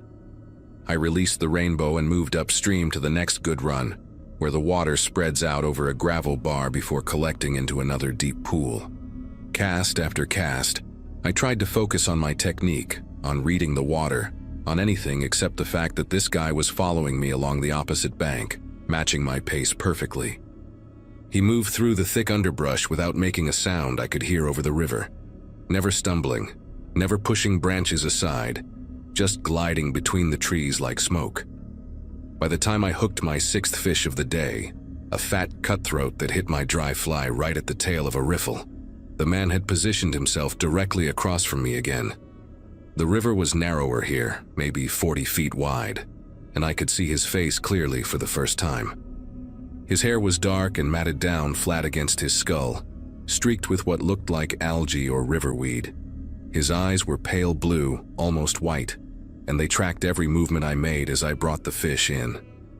But it was his expression that made my chest tighten, completely blank, no emotion at all, like watching a mannequin that could walk. When I bent down to unhook the cutthroat, keeping it in the water while I worked the barbless hook free, I heard something that made me stop cold. A splash, not big, just the sound of something entering the water on the other side of the river. I looked up and the man was knee-deep in the current, walking straight toward me through the rushing water like it was nothing. The river that had me bracing against every step when I'd waded in. that would knock most people off their feet in the deeper sections, didn't seem to affect him at all. He moved forward steady and smooth, his eyes locked on mine, never blinking, never looking away even when the current pushed debris into his path. My cutthroat thrashed free and disappeared, while I stood there like an idiot, holding my rod in one hand and an empty net in the other, watching this muddy stranger wade through water that should have been sweeping him downstream. The closer he got, the more wrong everything about him looked. His skin had this grayish tint under all the dirt, and there were dark stains around his mouth and under his fingernails that could have been blood, or could have been something else. 20 feet away, 15, 10, and now I could smell him over the clean scent of the river. This thick, rotten odor like meat left in the sun, mixed with pond scum and human waste. I started backing up, slipping on the wet rocks, trying to keep distance between us while my mind screamed at me to run. But he kept coming, pushed through the deepest part of the channel where the water reached his chest, and his mouth opened for the first time, not to speak but just hanging open like he'd forgotten how to close it. Inside, his teeth were brown and broken, some missing entirely, and his tongue was swollen and dark purple. When he was maybe 8 feet away, close enough that I could see bits of leaves and pine needles tangled in his beard, close enough that the smell made me gag, he stopped. Just stopped dead in the middle of the river and stared at me with those empty, pale eyes. We stood there for what felt like hours but was probably 30 seconds, him swaying slightly in the current with his mouth hanging open, me gripping my fly rod like it was some kind of weapon. Then his head tilted to one side, a slow, mechanical movement, and he raised one arm to point at my fishing vest. Not at me, specifically at the vest where I kept my caught fish in the inner pocket, the ones I was planning to take home for dinner. His finger stayed extended, shaking slightly, and then he made this sound, not quite a word, more like a wet gurgle from deep in his throat. He took another step forward, and I stumbled backwards so fast I fell, landing hard on my ass in the shallow water, cold river flooding into my waders. Scrambling to get up, I saw him bend down and pick something up from the riverbed. A dead trout that must have washed down from upstream. Probably been dead for days by the look of it. He brought the fish to his mouth and bit into it, scales, guts and all, tearing off chunks with those broken teeth while never taking his eyes off me. River water and fish blood ran down his chin, mixing with the mud and whatever else was caked on his face, and he chewed with his mouth open, making these horrible wet sounds. That broke whatever spell had been keeping me there. I turned and ran, or tried to run in waders filled with water, more like a desperate waddle toward the bank. Behind me I heard splashing, heavy and fast, and I knew he was coming after me. I made it to shore and crashed through the serviceberry bushes, branches tearing at my vest and hat, not caring about the trail or my rod or anything except getting away from whatever that thing wearing a human shape was. The quarter-mile back to my truck felt like 10 miles. I kept hearing things behind me, breaking branches, heavy footsteps, but every time I looked back there was nothing there, just empty forest. My waders were so full of water, they pulled at every step, and I ended up cutting them off with my pocket knife halfway up the slope, leaving $800 worth of Sims gear hanging from a pine branch. When I finally saw my truck through the trees, I almost cried from relief. I fumbled for my keys with numb fingers, dropped them twice before managing to unlock the door, and jumped inside. In the rearview mirror, just as I started the engine, I saw him standing at the edge of the tree line, perfectly still again, watching. He had something in his hand, another dead fish, or maybe the same one. Hard to tell from that distance. I drove out of there doing 40 on a road meant for maybe 15 miles per hour, bottoming out the truck twice and probably destroying my alignment.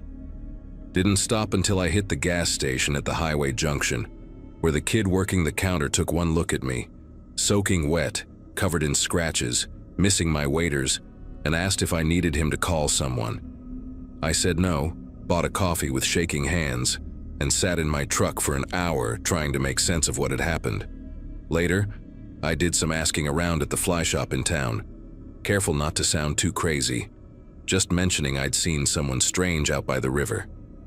The owner got quiet and said there'd been reports over the years, usually from solo fishermen, about a man living wild in those woods. Said he might have been someone who went missing from the state hospital 20 years back, or could be a veteran who never came home right from one of the wars, or maybe just some person who decided civilization wasn't for them anymore. Nobody knew for sure, and nobody wanted to find out bad enough to go looking. I never went back to that stretch of river, and I fish with a buddy now always. The trout aren't worth it, no matter how big they are or how hungry they're biting.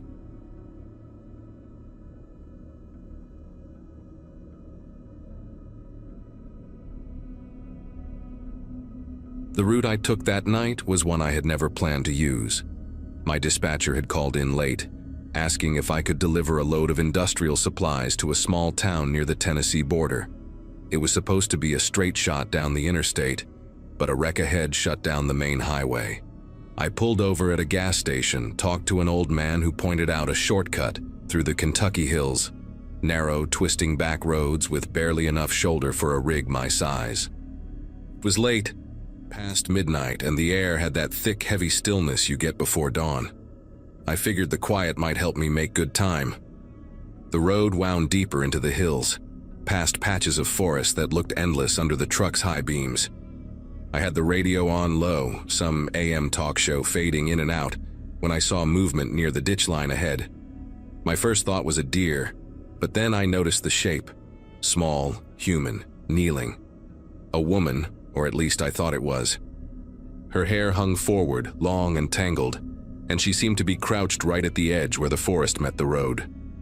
I slowed down, leaned forward over the steering wheel, trying to make sense of it through the windshield. When my headlights washed fully over her, I realized she wasn't moving, just frozen there, hands on the ground like she was searching for something. Instinct kicked in. I eased the truck onto the gravel shoulder and killed the engine. The silence outside hit me hard. Only the low buzz of insects and the faint rustle of trees in the dark. I opened the door and called out, asking if she was hurt, if she needed help. No answer. She turned her head slowly, and for the briefest second, I caught her face. Pale, streaked with dirt, eyes wide and glassy like she didn't recognize where she was. Before I could take another step, she bolted. No scream, no sound of branches breaking, just the motion of her body vanishing between the trees. I shouted again, louder this time, but the forest swallowed the sound whole. I stood there for a while, scanning the tree line, my flashlight cutting through the dark. It was like she had dissolved into the woods. I thought about calling the sheriff's office right there, but I convinced myself she was probably scared or maybe high and didn't want to be found. I got back in the truck and drove off, uneasy but trying to shake it off as just another strange thing you see on the road. About an hour later, I stopped at a diner near a small crossroads town, just to clear my head.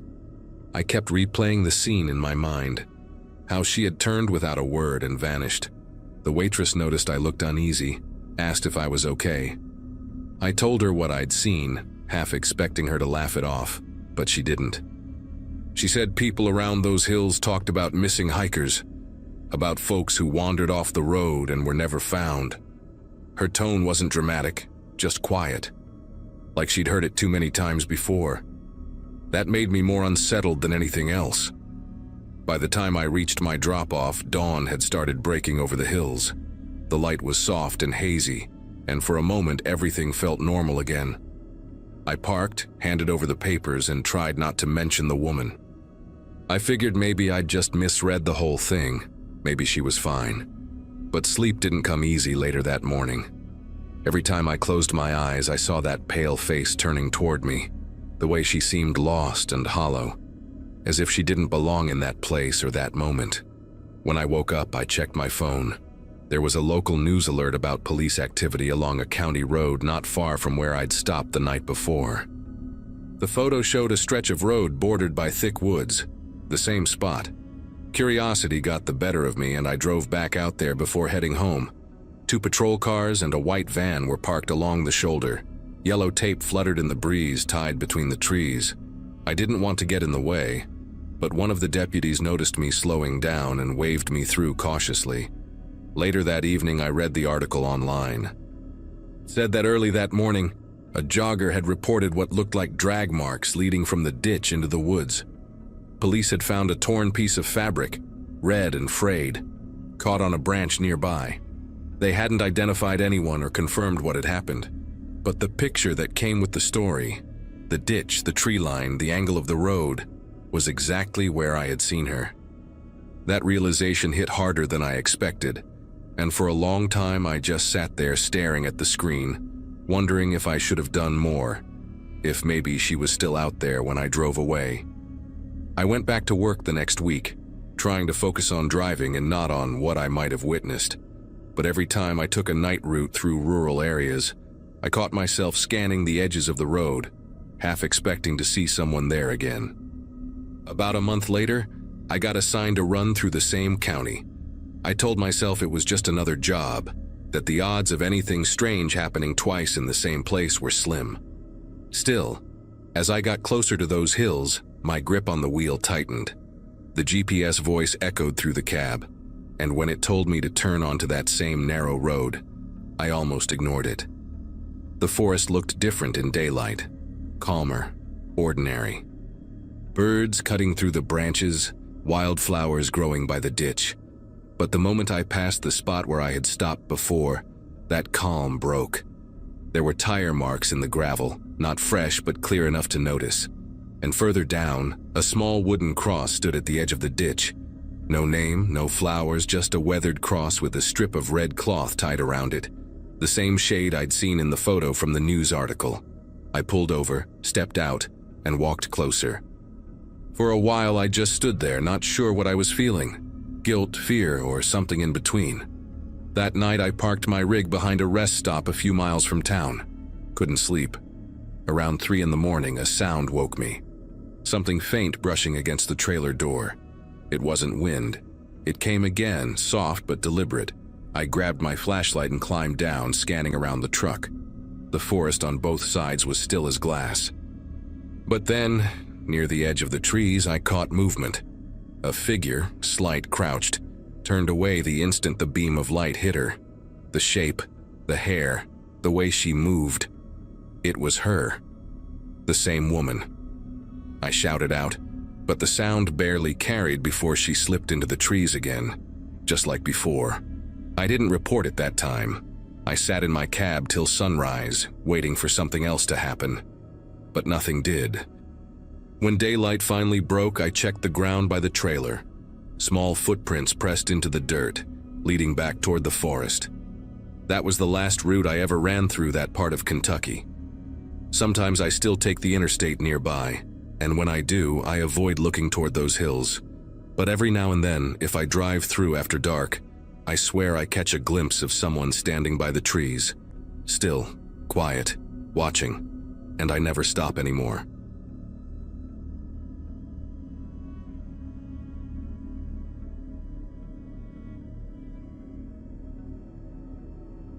The forest roads around my town are quiet after dark, the kind of quiet that makes every small sound stand out. That night, I rode my motorcycle through one of those narrow dirt paths, headlight cutting through the fog, my breath fogging up the inside of my helmet. My friend Ethan had called me a couple of hours earlier. His dog, a black shepherd mix named Jasper, had bolted into the woods chasing a deer and never came back. He lived a few miles outside town, in one of those old houses surrounded by trees so dense they almost swallowed the light. I told him I'd meet him halfway, thinking we'd just find the dog tangled somewhere or scared under a tree. The air felt heavy that night, colder than usual for early autumn. Every few minutes I passed patches of mist that hung close to the ground, and the beam of my headlight caught flashes of something white. Just fog, I told myself. I kept the engine at a low hum, not wanting to scare Jasper if he was nearby. My phone was mounted on the handlebar, the GPS marking the trail that led toward Ethan's place. Around me, only the rhythmic growl of the bike and the sound of gravel crunching beneath the tires filled the silence. About 20 minutes in, I slowed down near a bend where the trees pressed close on both sides. There was a faint sound, like a branch cracking somewhere behind me. I figured maybe it was just a deer, but it came again, sharper this time from the same spot. I stopped the bike, turned off the engine, and let the darkness close in around me. The silence after the engine died was so complete it almost rang in my ears. I took off my helmet and listened. For a few seconds, nothing. Then came the sound again, slow, deliberate steps through dry leaves, moving just beyond the edge of the headlight's reach. I called out Jasper's name, my voice sounding too loud in the still air. No response. I shone my phone flashlight toward the trees, and the light caught on something pale between the branches. Maybe bark, maybe not. Whatever it was, it shifted when I moved the light. I waited, heart thudding in my chest until the silence returned. That was enough for me. I started the bike again and gunned it down the trail toward Ethan's place, refusing to glance back even once. By the time I reached Ethan's driveway, the trees had thinned, and I could finally see the outline of his porch light through the haze. He came out before I even parked, flashlight in hand, his face tense. He said he'd heard barking earlier near the creek behind the house, but it stopped all at once. We decided to split up. He'd search the yard while I checked the tree line where the property ended. The woods looked different there, denser somehow, as if the trunks were standing closer than they should. My flashlight beam moved across them, catching bits of fog that twisted and disappeared in the light. A noise came from deeper inside, the same sharp crack of wood I'd heard before. I froze in place, listening again. This time, it wasn't just one sound. It was several, like something moving slowly, pushing through the brush, careful but massive. I called Ethan's name, but he didn't answer. My instinct screamed at me to move, but curiosity held me there just long enough to hear something breathe. Not panting like a dog, but long, uneven exhales that broke through the silence like someone forcing air through their throat. That's when I saw movement, tall, hunched, shifting just enough for my light to catch the edge of what looked like a shoulder. I backed away, nearly tripping over a root before running back toward the house. When I reached the porch, Ethan was standing there, still scanning the woods. I told him we should get inside, but he was sure it was just a deer. We argued quietly until Jasper's collar jingled somewhere in the dark, followed by a short bark that didn't sound right, too low, almost strained. Ethan's expression changed. He went down the steps, calling for his dog. I followed with the flashlight, though part of me didn't want to. We walked maybe 30 feet before the barking stopped again. Then everything went silent, except for the wind passing through the trees. We waited there for what felt like forever before heading back to the porch. Ethan locked the door behind us, still insisting it had to be an animal. We sat there for a while, both of us trying to listen for Jasper. I left shortly after, uneasy but pretending to be calm for his sake. The next day he called and said Jasper hadn't come back. He sounded different on the phone, quieter, like he hadn't slept. A few hours later, he sent me a message saying he'd checked his security camera, and there was something he wanted me to see. When I got to his house that evening, he had the footage paused on the living room TV. The camera was angled toward the porch, catching the faint glow from the single bulb above the steps. For a few seconds, it showed nothing but shadows and the edge of the woods in the background. Then something moved, slowly stepping into the light. It was tall enough that the top of its head almost touched the frame of the porch roof. Its shape was wrong, too thin, too long in the arms, as if it had been stretched. It paused under the light, and the moment the brightness touched it, the image flickered like static. When the screen cleared, it was gone. Ethan rewound it 3 times, his hands trembling slightly every time the thing appeared. There was no clear face, just a pale blur where one should be. And the way it stood, it looked aware of the camera, like it had stepped forward on purpose. The strangest part was the sound that followed. The microphone caught faint breathing, but not from the porch. It came from behind the camera inside the house. The recording ended abruptly when the porch light went out. I remember Ethan staring at the screen, his mouth slightly open, whispering that the light bulb had burnt out that same night. We went outside to check the porch anyway, even though every part of me wanted to leave. The bulb was intact, just unscrewed halfway, hanging loose in its socket.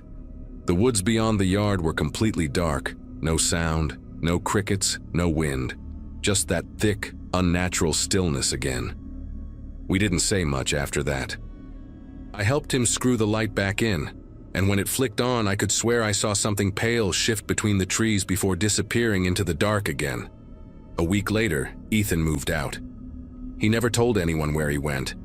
The house is still there, but people in town say the light on the porch sometimes turns on by itself, even though no one's lived there for months. I have not gone back down that road since that night, but sometimes when I ride through the countryside after dark, I catch myself glancing at the tree line. Every time I do, I feel like something out there is already watching.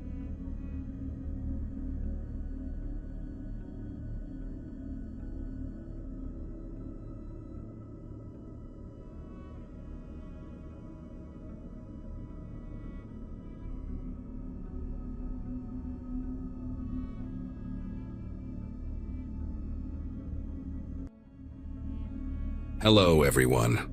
Before we start, make sure to like and subscribe to the channel, and leave a comment with where you're from and what time you're watching. That way, YouTube will keep showing you stories just like this one. Now, let's begin. The ad on Craigslist seemed perfect for someone drowning in student loans like me. $400 a month for a room in a house near campus, utilities included, with 3 other roommates to split the common areas. I'd just turned 23 that April, and after burning through most of my savings on textbooks and ramen, this place felt like a miracle. The landlord, Walter Garrison, met me at the front door on move-in day with a clipboard and a grin that stretched too wide across his face. He walked me through the house, pointing out the thermostat I shouldn't touch, the dishwasher that only worked on the light cycle, and the basement door at the end of the hallway. "Storage down there," he said, jangling his keys. "Each tenant gets a section, but that back room stays locked. Just old tools and equipment from when my father owned the place." I didn't think much about it those first few weeks. Between my nursing program clinicals and my part-time job at the campus bookstore, I barely had time to sleep, let alone worry about locked doors and basements. My roommates were decent enough people who kept to themselves. There was Bradley, an engineering student who lived on energy drinks and barely left his room. Natalie, who worked nights at a call center and slept during the day. And Jerome, who was finishing his MBA and spent most weekends at his girlfriend's place. We crossed paths in the kitchen occasionally, nodded politely, and went about our lives. The house had that weird quality old rentals have, where every floorboard announces your presence, and the walls seem too thin for privacy, but somehow you still feel alone. My room sat directly above the basement, second door on the right from the stairs, with a window that faced the neighbor's fence, and let in exactly 45 minutes of sunlight each afternoon. The coughing started on a Monday night in early October. I remember because I'd just submitted a huge pharmacology paper, and was finally allowing myself 8 hours of sleep for the first time in weeks. Around 2 in the morning, this dry, rasping sound pulled me from a dream about missing an exam. At first, I thought it was Bradley down the hall, maybe catching a cold from all those late nights. But as I lay there in the dark, tracking the sound, I realized it was coming from below. Not just below, but directly beneath my bed. The cough had a muffled quality to it, like someone trying to suppress the noise by covering their mouth with fabric or their arm. It lasted maybe 30 seconds, these horrible wheezing bursts that made my chest hurt just listening to them, and then nothing. Complete silence except for the house settling and Natalie's alarm clock going off down the hall for her 3 a.m. shift. The next morning, I caught Walter in the driveway as he was leaving after fixing the garage door. "Hey, quick question," I said, trying to sound casual while holding my coffee mug like a shield between us. "Is there any way someone could be in the basement at night? I heard some weird noises." He barely glanced up from his phone, already walking toward his truck, a beat-up Ford with a cracked windshield and bumper stickers from 3 different political campaigns. "Probably the water heater," he said, climbing into the driver's seat. "Thing's older than you are, makes all kinds of racket when it kicks on. Had it checked last month, completely safe, just noisy. He pulled out before I could mention that water heaters don't usually cough, and I stood there in my pajama pants and oversized sweatshirt, feeling stupid for even asking. For 3 nights, nothing happened.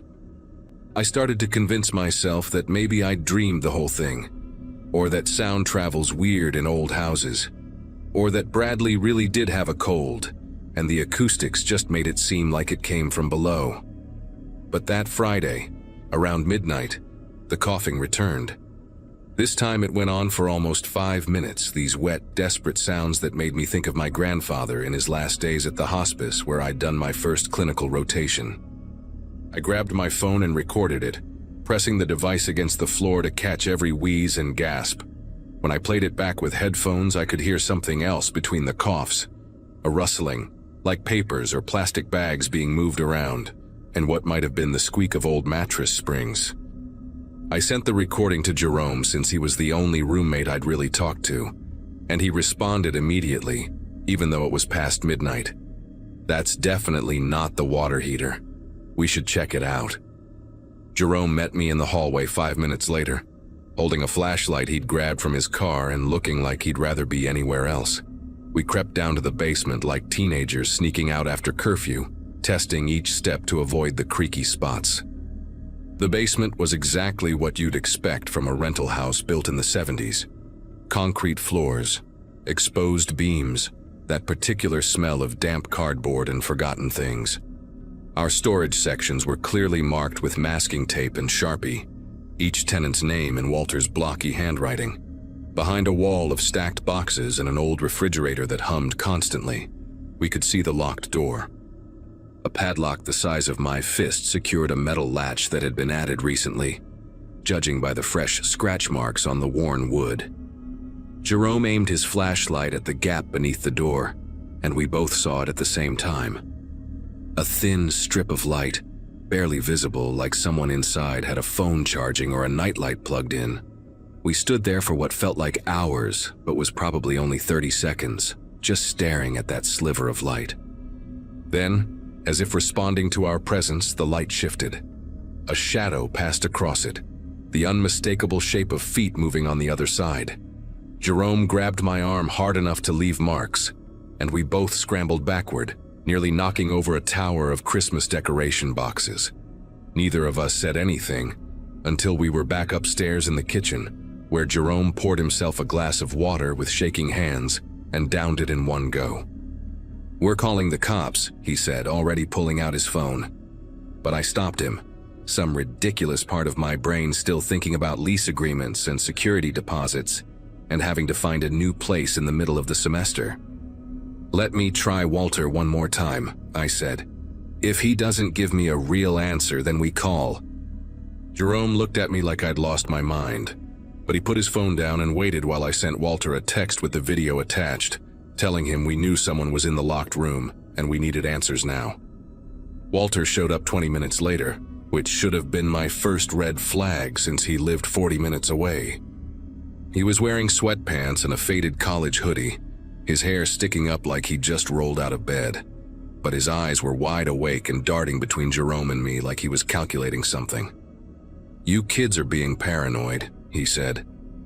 But his voice had this thin quality to it, stretched tight like a wire about to snap. "That room's been locked for years. Nobody could possibly be in there." I pulled up the video on my phone, turned the volume all the way up and played the coughing sounds. His face went through this series of expressions, from dismissive to concerned to something I couldn't quite read. "Fine," he finally said, pulling out his keys with dramatic reluctance. "I'll show you there's nothing in there but rusty tools and spider webs, and then I don't want to hear about this again." He started toward the basement stairs, then stopped and turned back to us. "Actually, wait here. Insurance liability and all that. I'll go check and come right back." Jerome and I looked at each other and simultaneously decided we weren't letting him go alone. We followed him down, our footsteps echoing his on the wooden stairs. Walter kept muttering under his breath, something about ungrateful tenants and market-rate rentals, but his hands were trembling as he fumbled with the padlock. The key stuck, and he had to jiggle it 3 times before the lock finally clicked open. He pushed the door inward, and the smell hit us immediately. Not decay or waste, but that concentrated human smell of unwashed clothes and stale breath and something medicinal, like cough syrup or benzocaine lozenges. The room was maybe 8 by 10 feet, with a camping cot pushed against one wall, a battery-powered lantern on an overturned milk crate, and grocery bags lined up along another wall. Empty soup cans were stacked in a corner next to a pile of pill bottles. But the worst part was the ceiling.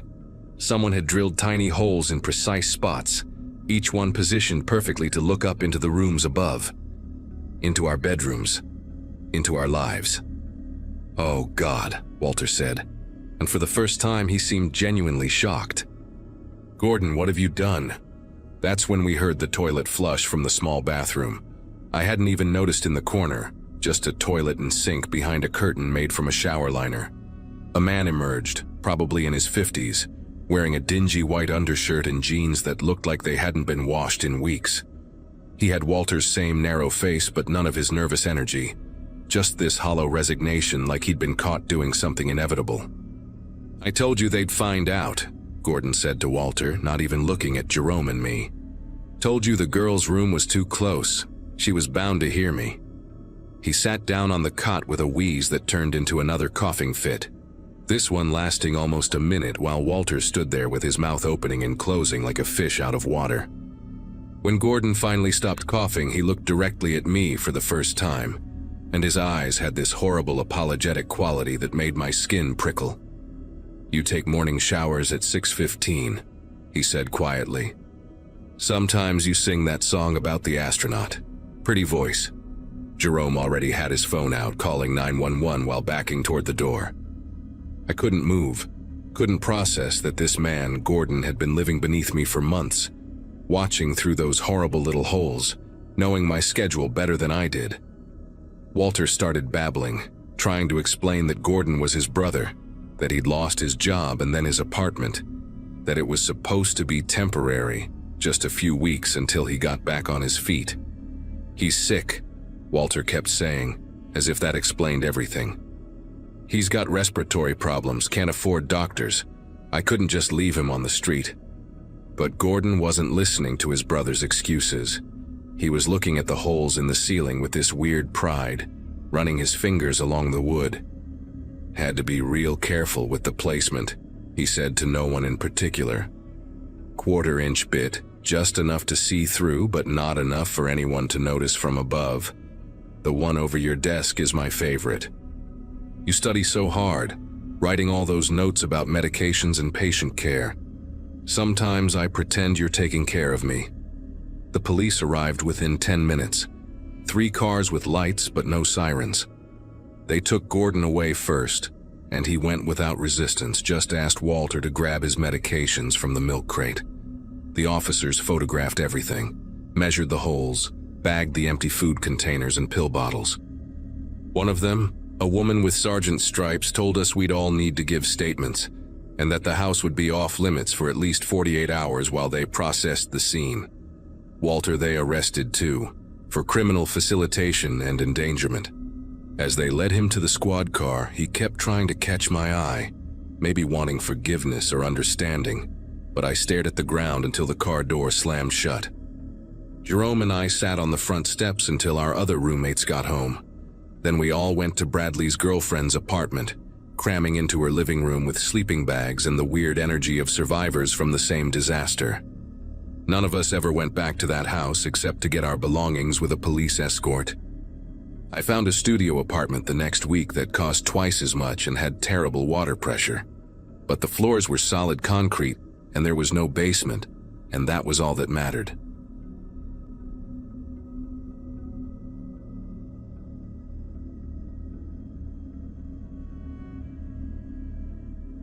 The closing papers for my house came through on a Wednesday morning in late February, and honestly, I should have trusted my gut when the real estate agent kept adjusting her glasses and clearing her throat during the final walkthrough. But after 6 months of crashing on my sister's couch following the divorce, any place with my own walls felt like salvation. The house sat on a quiet cul-de-sac in Riverside Heights, One of those neighborhoods where people still put up seasonal decorations and kids actually played in the yards. Built in 1978, the split level had good bones underneath the outdated wallpaper and worn carpet. Nothing that some sweat equity couldn't fix. What really sold me was the price, almost $40,000 under market value, because the previous owner, an elderly woman named Dorothy Brennan, had died in the master bedroom and the family wanted a quick sale. Death didn't bother me. At my age, having just watched my 10-year marriage flatline, I figured I could handle sharing space with whatever energy Dorothy left behind. My first 2 weeks there passed in a blur of unpacking boxes and making lists of everything that needed fixing, from the leaky kitchen faucet to the wood paneling in the den that belonged in a time capsule. The basement became my designated storage area for things I wasn't ready to deal with yet, mostly photo albums and wedding gifts that felt too complicated to sort through. It was your typical unfinished basement, concrete floors and exposed beams, with an ancient furnace that groaned like it was digesting something whenever it kicked on. That's what I told myself when I first heard the noises anyway. Just the furnace doing its 45-year-old furnace thing. The sounds usually started around 2 in the morning, these soft creaking noises that drifted up through the heating vents. Old houses make noise, everyone knows that.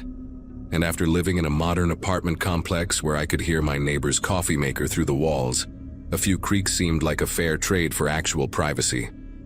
Everything changed on a Sunday night in March when I went down to grab my winter boots from storage, because the weather guy promised one last snowstorm before spring. The pull-string light barely reached the corners of the basement, casting these long shadows behind the water heater and the massive boiler that looked like something from a submarine movie. Behind the boiler, tucked into a gap between the unit and the wall, I found 3 Marlboro red cigarette butts arranged in a neat little line on the concrete floor. My whole body went rigid, like when you miss a step going downstairs and your stomach does that horrible flip. Nobody in my family smoked, hadn't had a single visitor who smoked, and the home inspector definitely would have mentioned finding cigarette butts during his inspection. Right next to the butts sat a Poland Spring water bottle, the label peeled halfway off, with maybe 2 inches of water still sloshing around inside. The plastic was soft, like someone had been gripping it recently, and when I picked it up with my sleeve pulled over my hand, the water inside was room temperature, not the icy cold you'd expect from something abandoned in a basement for weeks. I told myself Dorothy's family must have left it when they cleared out her belongings, maybe took smoke breaks while sorting through 40 years of accumulated stuff, even though the house had been empty for 3 months before I moved in. But that night, I barely slept, jerking awake every time the heat kicked on or a tree branch scraped the siding. The next morning, I called a locksmith and had him install new deadbolts on every exterior door, the expensive kind that couldn't be picked by some YouTube tutorial. Then I went through every window in the house, checking locks and adding these metal security bars to the basement windows that the guy at Home Depot assured me would stop anyone bigger than a raccoon. For good measure, I started leaving lights on when I went to bed. The kitchen, the hallway. Sometimes the basement too, my electric bill be damned. But even with all that, I kept finding myself standing at the top of the basement stairs at random times, listening for sounds that didn't belong, my hand hovering over the light switch like I was afraid of what I might see if I turned it on. 2 weeks passed without incident, and I had almost convinced myself that I'd overreacted, that living alone after a decade of marriage had made me jumpy and paranoid about normal house stuff.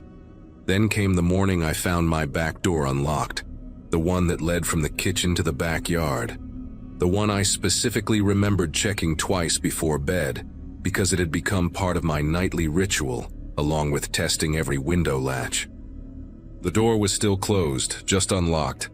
The deadbolt turned to the open position like someone had used a key. My coffee mug slipped right out of my hand, shattering on the linoleum and sending hot coffee across my bare feet. But I barely felt the burn. I grabbed my phone and almost called 911. But what would I say? That my door was unlocked and maybe I was just losing my mind from stress. Instead, I called my brother Kevin, who lived 40 minutes away, and while I waited for him to show up, I sat in my car in the driveway with the engine running, watching my own house like it might suddenly reveal its secrets. Kevin spent 2 hours going through the house with me, checking every closet, every corner, even the crawl space above the garage that required a ladder to access. We found nothing missing, nothing disturbed, just that unlocked door that he suggested might be a faulty mechanism, or maybe I'd forgotten despite being certain, absolutely certain, that I'd checked it.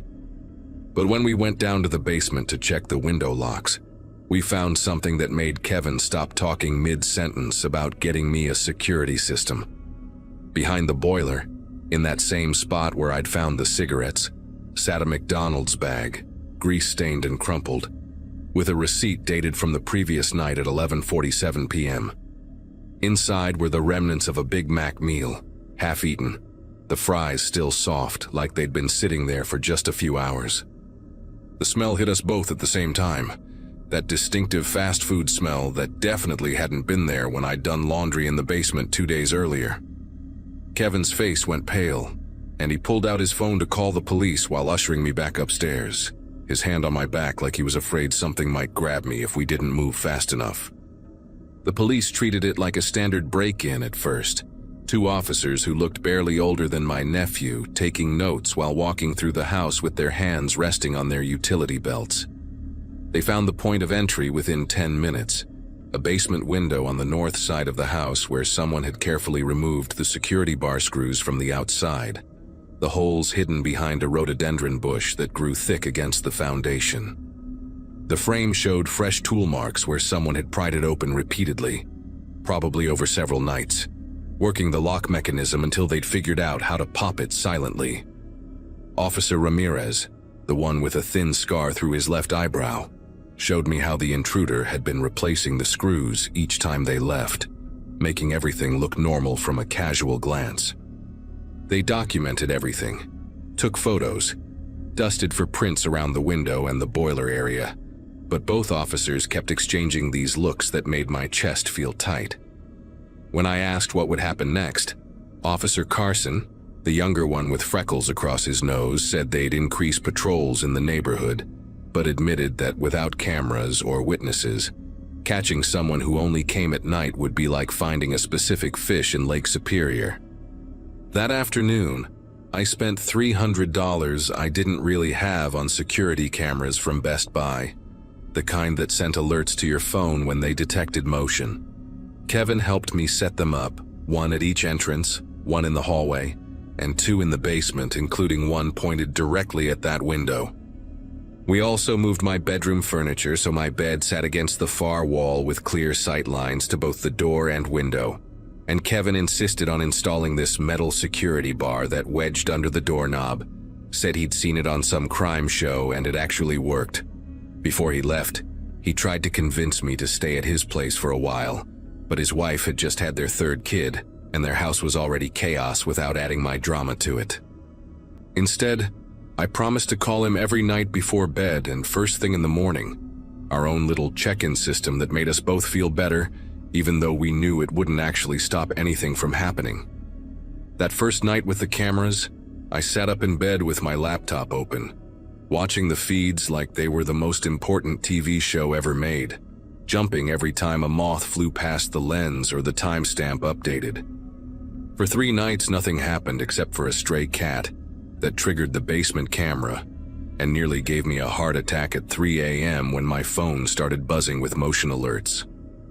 I'd actually started to relax a little, thinking maybe the police visit had scared whoever it was away, that they'd moved on to some other house without cameras and paranoid owners who checked their locks 15 times before bed. Then on Friday night, exhausted from a week of barely sleeping, I made the mistake of taking 2 Benadryl to knock myself out, figuring the camera alerts would wake me if anything happened. I woke up Saturday morning feeling groggy and disoriented, my mouth dry like I'd been breathing through it all night, and when I checked my phone, there were 14 motion alerts from between 1:47 a.m. and 4:33 a.m. My fingers shook so bad I could barely unlock my phone, and when I finally got the camera app open, What I saw made me run to the bathroom and throw up the nothing that was in my stomach, just bile that burned my throat while tears streamed down my face. The footage showed a man entering through the basement window at 1:47 a.m., moving with the kind of confidence that comes from practice, like he'd done this so many times he could navigate my basement in the dark. He was wearing a baseball cap pulled low and what looked like a maintenance company jacket, the kind with reflective stripes that made him look like he belonged there if anyone happened to glance through a window. The infrared camera made his eyes look like white circles as he walked directly to the stairs, not hesitating, not searching, just walking like he owned the place. The hallway camera caught him at 2:15 a.m., standing at my bedroom door, his hand on the knob, just standing there for a full 4 minutes without moving. And I realized with horror that he was listening to me breathe, waiting to see if I was truly asleep. Then he opened the door so slowly that it took another 2 minutes for it to fully open and disappeared into my room where I didn't have a camera because who puts a camera in their own bedroom? The next footage was him leaving my room at 3:58 a.m., walking backward while carefully closing the door. And in his hand was my phone charger, the pink one with the butterfly sticker that I'd been looking for all week, assuming I'd misplaced it somewhere. I called 911 while still sitting on my bathroom floor, barely able to form words through the sobbing. And this time they sent 3 patrol cars and a detective named Heather Novak, who had this way of making me feel like she actually believed every word I said. When she watched the footage, she immediately recognized something I'd missed in my panic: a small tattoo on the man's left hand, a distinctive pattern that looked like interlocking triangles. She asked me about previous maintenance work on the house, and suddenly, it clicked.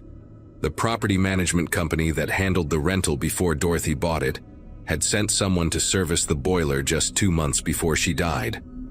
Detective Novak made some calls, and within an hour, she had a name: Carl Brenner, 43 years old, who'd been fired from Citywide Property Services 8 months ago for complaints about entering rental properties without notice. The company still had his photo on file, and even though the baseball cap obscured most of his face in my footage, that hand tattoo was unmistakable, those same interlocking triangles he'd apparently gotten during his time in the military, according to his employment records. They arrested Carl that same afternoon at his apartment in Fairfield, just 12 miles from my house, and what they found there made Detective Novak call me personally to come to the station, warning me I might want to bring someone for support. In a back room that Carl used as an office, they found hundreds of photos printed from a computer, photos of me sleeping, photos of me cooking dinner, photos of me watching TV on my couch, all taken from inside my house over the past month. But mixed in with mine were other photos, other women in other houses, some dating back 2 years, each set labeled with addresses and dates in neat handwriting on manila folders. He had keys to 17 different properties, including mine, which he'd apparently copied during his maintenance visits, and a notebook where he documented the routines of each house's occupants, when they slept, when they showered, when they were away at work. Detective Novak said in her 15 years on the force, she'd never seen anything quite like it. This methodical invasion of privacy that wasn't about theft or assault, but something else. Some need to exist in other people's spaces without their knowledge, to watch them in their most vulnerable moments. Carl never said a word during interrogation, just sat there with this blank expression, and eventually asked for a lawyer, but the evidence was overwhelming, and the prosecutor charged him with multiple counts of breaking and entering, stalking, and criminal trespass. The trial happened 6 months later, and by then I'd already moved back in with my sister, unable to sleep in that house even after changing every lock and installing an alarm system that cost more than my monthly mortgage payment. During the proceedings, we learned that Carl had been doing this since his divorce in 2017, starting with his ex-wife's apartment, then expanding to places he'd serviced during his maintenance job. The prosecutor brought in a psychologist who testified about voyeuristic disorders and violation of privacy as a form of control, using words like parasitic intimacy that made everyone in the courtroom shift uncomfortably in their seats. 16 other women came forward to testify, each with their own version of my story, finding cigarette butts, missing small items, that persistent feeling that someone had been in their space. One woman from Oak Harbor broke down completely when she described finding an impression on her bed's comforter, where someone had laid down next to her while she slept, the shape still visible when she woke up one morning. Carl got 11 years in state prison, eligible for parole in 7 with good behavior, which seems like nothing compared to the life sentence he gave all of us, who can't look at an unlocked door or a basement window without remembering. I sold the house 3 months after the trial, taking a $15,000 loss just to be free of it, and the realtor had to disclose the stalking incident to potential buyers, which meant it sat on the market for 4 months before a young couple from out of state bought it, probably thinking they were getting a deal.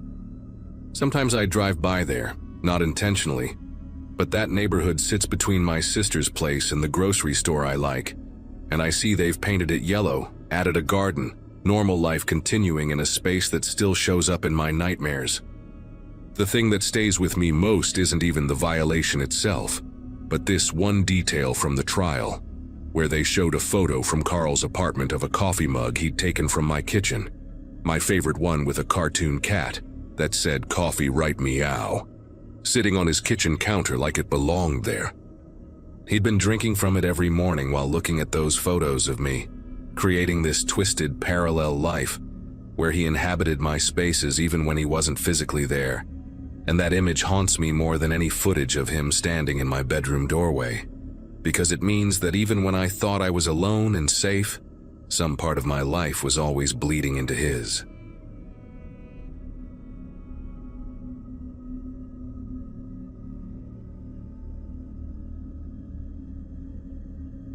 September in that basement apartment felt like hiding from the world, which was exactly what I needed. Willow Drive wasn't much to look at, just rows of old houses converted into rentals, but at $600 a month I couldn't complain. 29 candles on my last birthday cake, and here I was, starting fresh after Janet and I called it quits. The landlord, an older guy named Frank, lived upstairs with his wife and kept to himself mostly. During move-in day, the neighbor from next door, Gregory, appeared at my door offering to help with the heavy stuff. He was probably in his 50s, thin guy with calloused hands, said he worked night shifts at some warehouse across town. Made a joke about how our basements were identical, just mirror images of each other, while we struggled to angle my couch down those narrow stairs. Even offered to lend me tools if I needed anything fixed, which seemed neighborly enough at the time. After about 2 weeks of living there, small things in my kitchen started seeming out of place. My coffee mug would be turned handle left when I always left it handle right. The wooden spoon I kept in the drawer next to the stove would migrate to the drawer by the sink. A jar of peanut butter I swore I'd pushed to the back of the cabinet would be sitting at the front edge when I got home from my accounting job downtown. Figured my brain was still scrambled from the divorce stress, especially since I was surviving on maybe 4 hours of sleep a night, scrolling through apartment listings for something better while trying to rebuild my savings. Started doubting myself, even wrote notes about where I put things. The kitchen was cramped, maybe 8 feet by 6 feet, old appliances that hummed too loud, cracked linoleum that curled at the edges. Then came that Wednesday in October when things got harder to explain away. Left for work at 7:30 sharp like always, and I specifically remember washing my breakfast bowl and placing it upside down on the dish rack.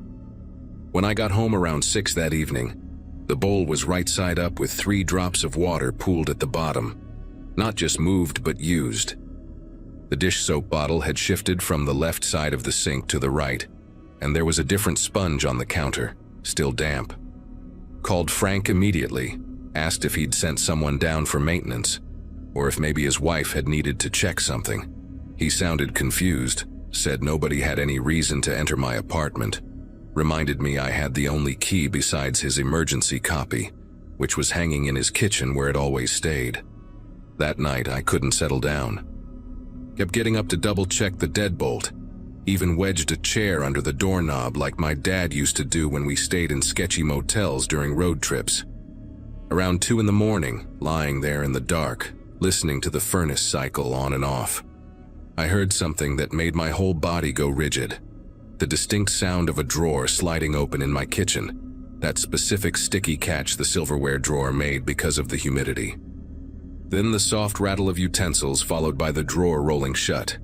My bedroom was only about 15 feet from the kitchen, just a thin wall between us. I held my breath, phone already in my hand, thumb hovering over the emergency call button. Could hear my pulse hammering in my ears while I waited, listening for footsteps, for any other sound. Another drawer opened, the one with the heavier sound, where I kept the dish towels and oven mitts. The intruder was methodical, unhurried, like someone familiar with the layout. I pressed 911, whispered to the dispatcher that someone was in my apartment, gave the address twice to make sure she got it right. She told me to stay where I was, keep the door locked, officers were on their way. But then I heard something that made no sense at all. The microwave door opened and closed, followed by the beep of buttons being pressed, but no hum of it actually running. Just someone pressing buttons in the dark. The fridge opened next, that broken seal making its characteristic sucking sound, and I could hear containers being shifted around, the clink of glass jars touching. The sirens came within 8 minutes, though it felt like hours lying there listening to someone moving through my kitchen, like they owned it. When the red and blue lights started flashing through those ground-level windows, the sounds stopped instantly. Not gradually, not with footsteps running away, just stopped like someone had hit a switch. The officers knocked loud, announcing themselves, and I practically ran to let them in, explaining about the sounds, pointing toward the kitchen. 2 of them went in with flashlights while a third stayed with me by the door. They checked everything, the closets, the bathroom, behind the water heater, even looked up at the ceiling tiles. The kitchen drawers were all closed, nothing visibly out of place, but I knew someone had been there. The younger officer, Officer Daniels, according to his badge, started asking about windows, pointing out that they were all locked from the inside with no signs of tampering. The door showed no damage either, deadbolt still solid. The older cop, Officer Ruiz, was running his flashlight along the walls, checking for any openings, when he stopped at the back corner of my bedroom. There was a section of wood paneling that looked slightly different from the rest, the grain pattern not quite matching. He pushed on it, and it gave way slightly, like it wasn't properly secured. Called his partner over, and together they pulled at the edges until the whole panel came loose, revealing a rough opening about 3 feet wide and 2 feet tall. Behind that panel was pure darkness that their flashlights couldn't quite penetrate at first. Officer Ruiz got down on his knees, aimed his light inside, and immediately pulled back, calling for backup on his radio. The crawl space extended beyond what the beam could reach, with fresh scuff marks in the dust and what looked like knee prints leading away from the opening. They told me to pack a bag, that I couldn't stay there tonight. While we waited for more officers, Gregory from next door came out in his bathrobe, asking about all the commotion, said the lights woke him up.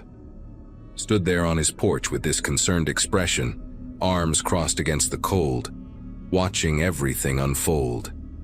Officer Daniels went to question him while Ruiz stayed with me, but Gregory just shook his head, said he'd been dead asleep until the sirens.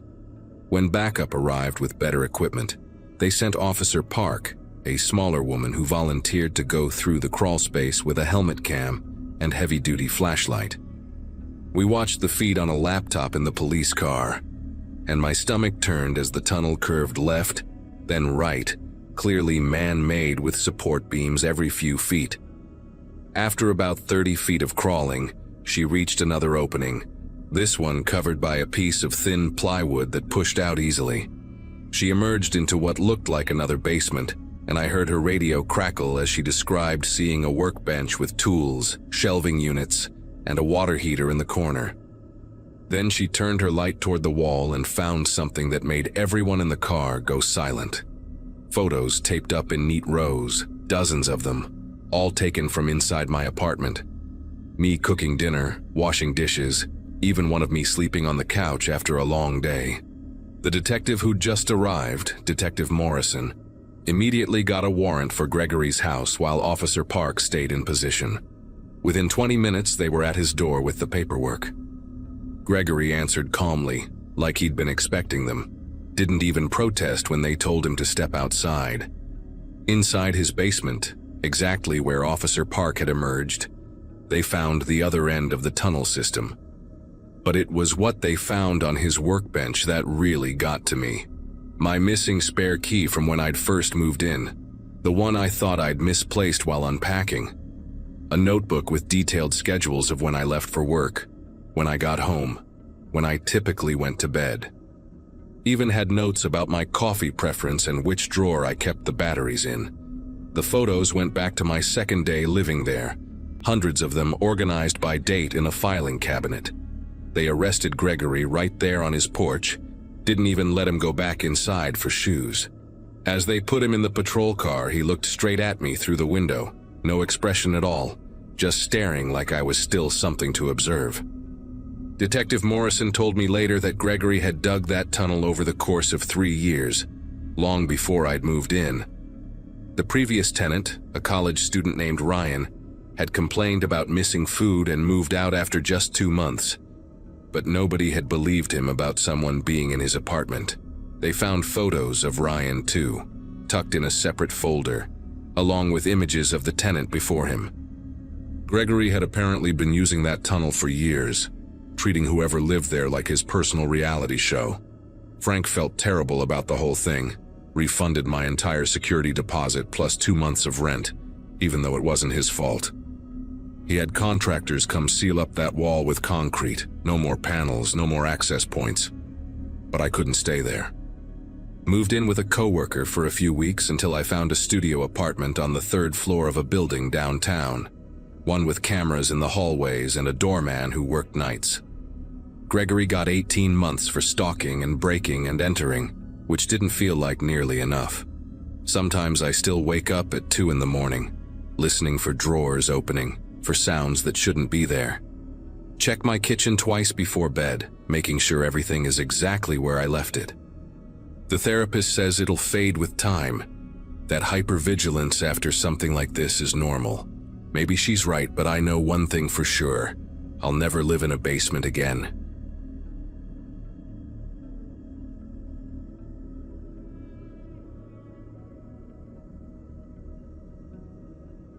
Mason's mother had been gone for 3 months when the noises started in our basement, leaving just the 2 of us rattling around that split-level house outside Columbus.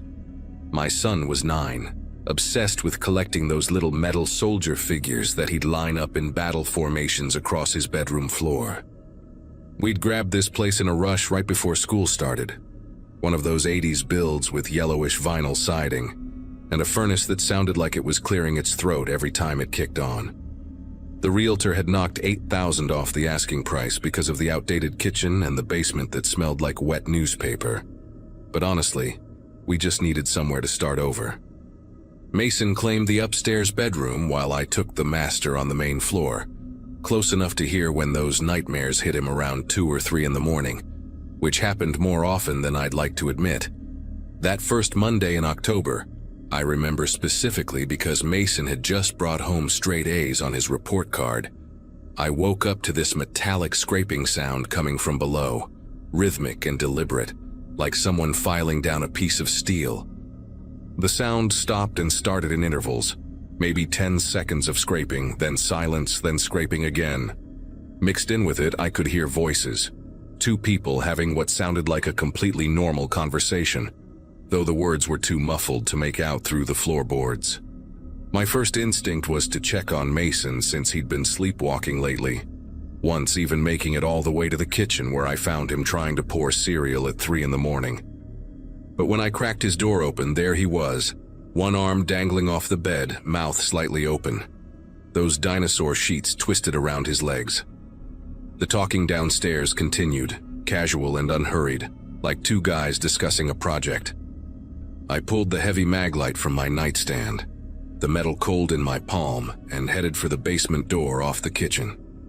The second I turned the doorknob, everything went dead quiet, that kind of silence that feels intentional, like someone holding their breath.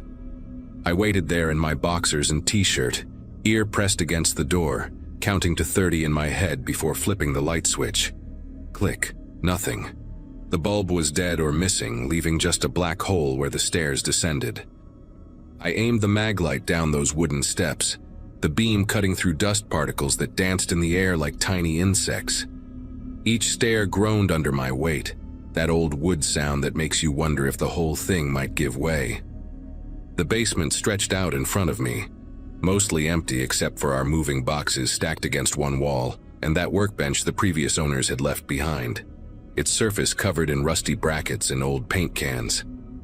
I swept the light across every corner, checking behind the water heater, around the furnace, even inside the utility closet where the electrical panel lived.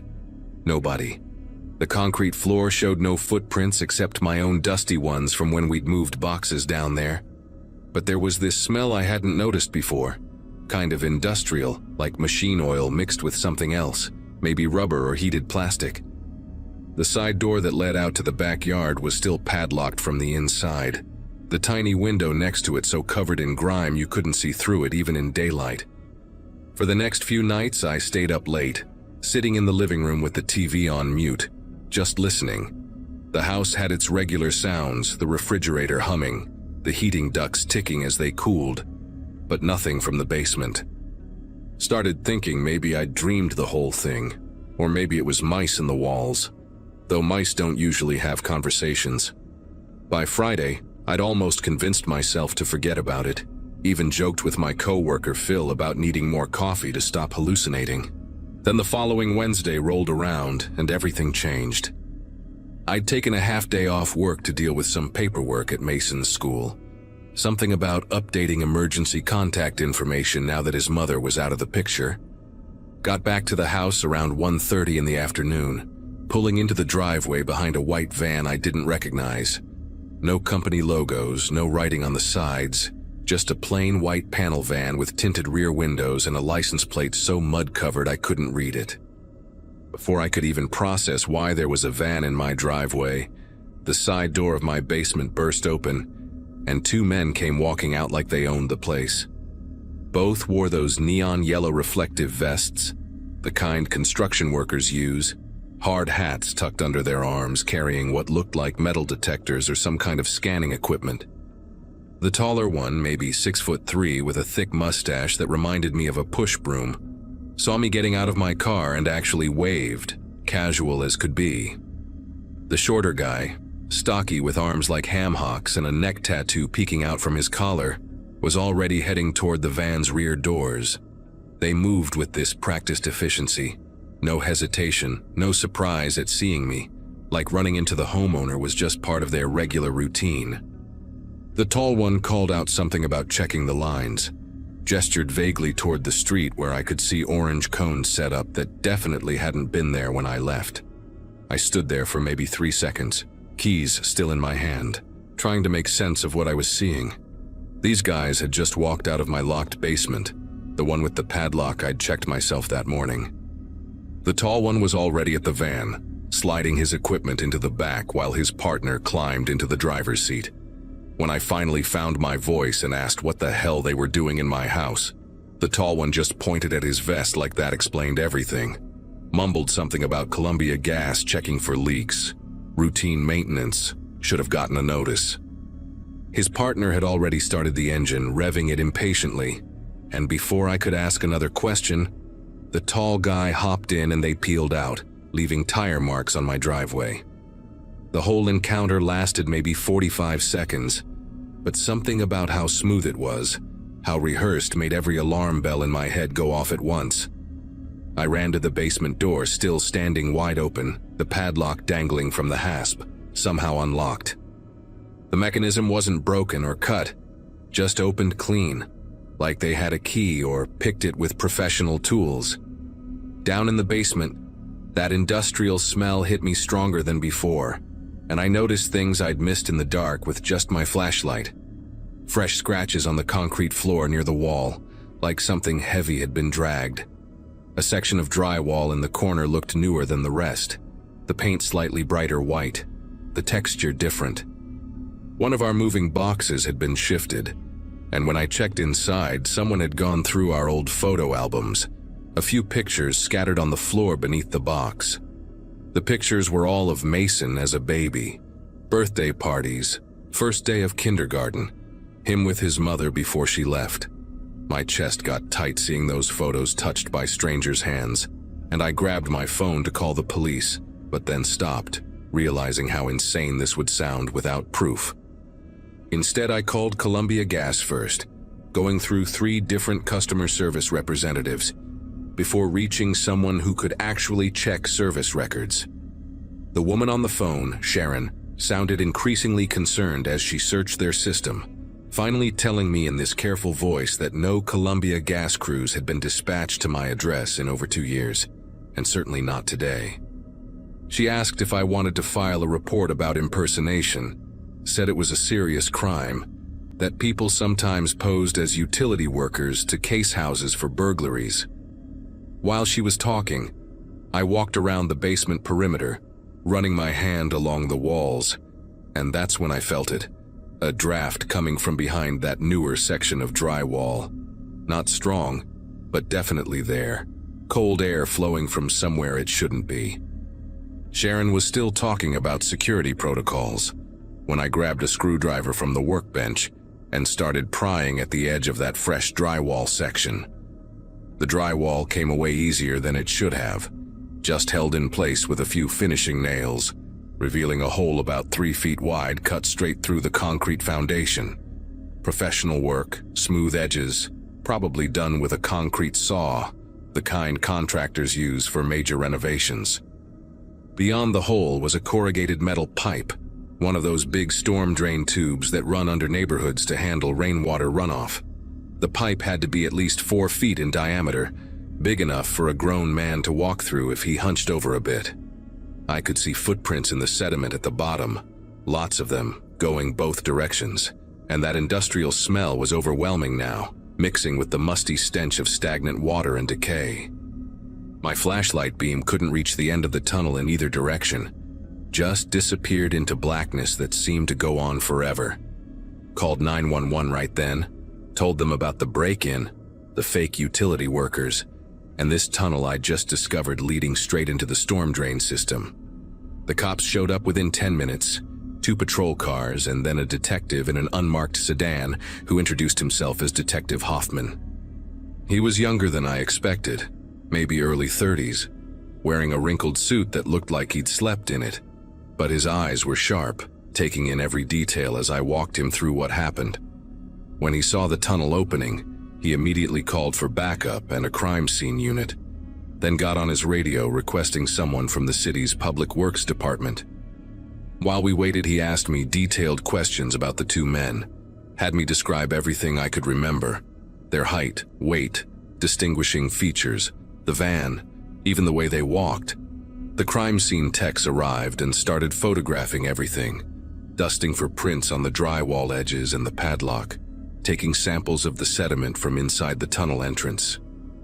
One of them, a woman with her hair pulled back in a tight bun, told Hoffman she could see tool marks on the concrete, definitely a professional job, probably took days to cut through. The guy from Public Works showed up about an hour later, an older man named Eddie who'd been working the city sewers for 23 years, knew every pipe and drain in Columbus like the back of his hand. He took one look at the tunnel entrance and his face went pale, started muttering about how this section of storm drain had been sealed off in 2016 after a homeless camp got flooded out during heavy rains. Said the city had welded shut all the access points, installed security grates, the whole 9 yards, specifically to keep people from getting in there. But here was proof someone had not only gotten in but had been using it as their own private highway under the neighborhood. Eddie pulled up schematics on his tablet, showing Hoffman where the drain ran, and my stomach dropped when I saw it connected to at least 12 other houses on our street, with multiple entry points that led to maintenance hatches scattered throughout the area. Any of those houses could have the same kind of hidden entrance, and the people living there would never know. Hoffman made the decision to send officers into the tunnel while we evacuated to a hotel.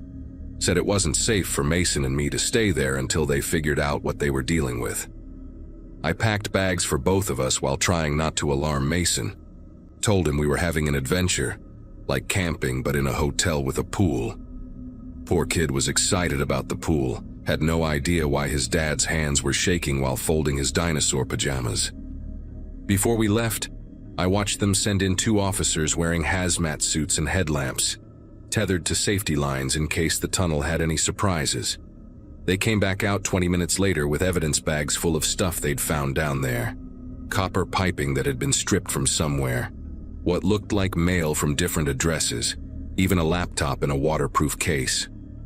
One of the officers, his face sheet white despite the exertion, told Hoffman they'd found makeshift camps set up at various points, sleeping bags, camp stoves, stockpiles of food, and something else that made him stop talking when he noticed I was listening. Hoffman walked me to my car, said they'd post an officer at the hotel, gave me his card with his personal cell number written on the back, told me to call if I remembered anything else or if anyone tried to contact me. That night at the hotel, Mason splashed in the pool while I sat on a plastic chair watching him, my phone buzzing every few minutes with updates from Hoffman. They'd arrested 6 people by midnight, all found at different points in the tunnel system, including the 2 guys I'd described from my driveway. The tall one with the mustache turned out to be a former city employee who'd been fired from the water department 5 years ago for stealing equipment. His partner was his cousin, both of them with rap sheets full of burglary and theft charges going back a decade. The other 4 were people nobody expected, a woman who worked at a nearby grocery store, 2 brothers who ran a scrap metal business, and most disturbing, a man who'd been reported missing by his family 3 years ago. They'd been living down there, had turned that abandoned storm drain into their own underground network, complete with stolen electricity tapped from junction boxes and water siphoned from supply lines. The metallic scraping I'd heard that first night was them cutting through pipes in neighboring basements, harvesting copper to sell, and the talking was them planning which house to hit next. What really got me was when Hoffman called the next morning to tell me what else they'd discovered. Those photos of Mason they'd been looking through weren't random curiosity. They'd found notebooks in one of the camps with detailed information about every family on our street, schedules, when people left for work, when kids got home from school, who had dogs, who had security systems. My house was marked as single father, 1 child, no dog, basic locks, basement access confirmed. They'd been watching us for weeks before they even cut through our foundation, knew exactly when they could work without being heard, knew I wouldn't be home that Wednesday afternoon because they'd seen me leave at the same time the previous week for Mason's school appointment. The whole operation was sophisticated in a way that made my skin prickle. These weren't just random criminals, but people who'd turned violating others' homes into a science.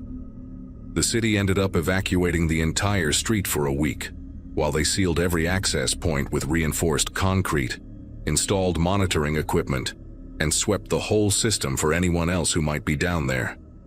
They found 2 more people on the 3rd day, living so deep in the system they hadn't even known about the arrests, surviving on canned goods and rainwater like some kind of post-apocalyptic scenario playing out beneath our suburban street.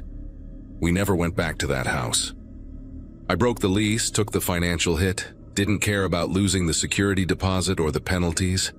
Found us the apartment on the 7th floor of a building downtown, one with a doorman, security cameras in every hallway, and most importantly, no basement. Mason adjusted better than I expected, though he still asks sometimes why we had to move so suddenly, why we couldn't go back for the rest of his toys. I tell him the house had problems. Leave it at that. Figure when he's older I'll explain the whole thing if he really wants to know. The nightmares he'd been having after his mother left actually stopped after we moved.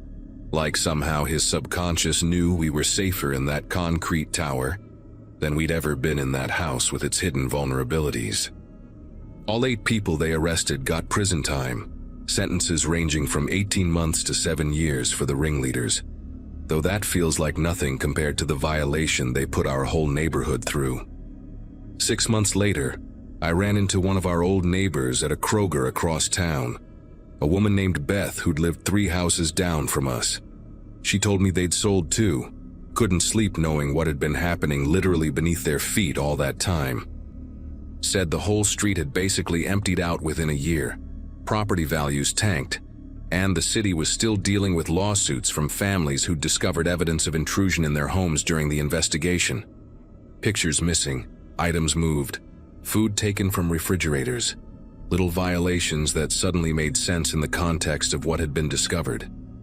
She mentioned they'd found DNA evidence in 7 different houses, proving the tunnel people had been coming up into homes for months, maybe years, whenever they knew families were away. The strangest part was learning later from the prosecution files that the man who'd been missing for 3 years, the one living in the tunnels, had actually chosen to be there, had left his family to join this underground community because he believed society above ground was collapsing.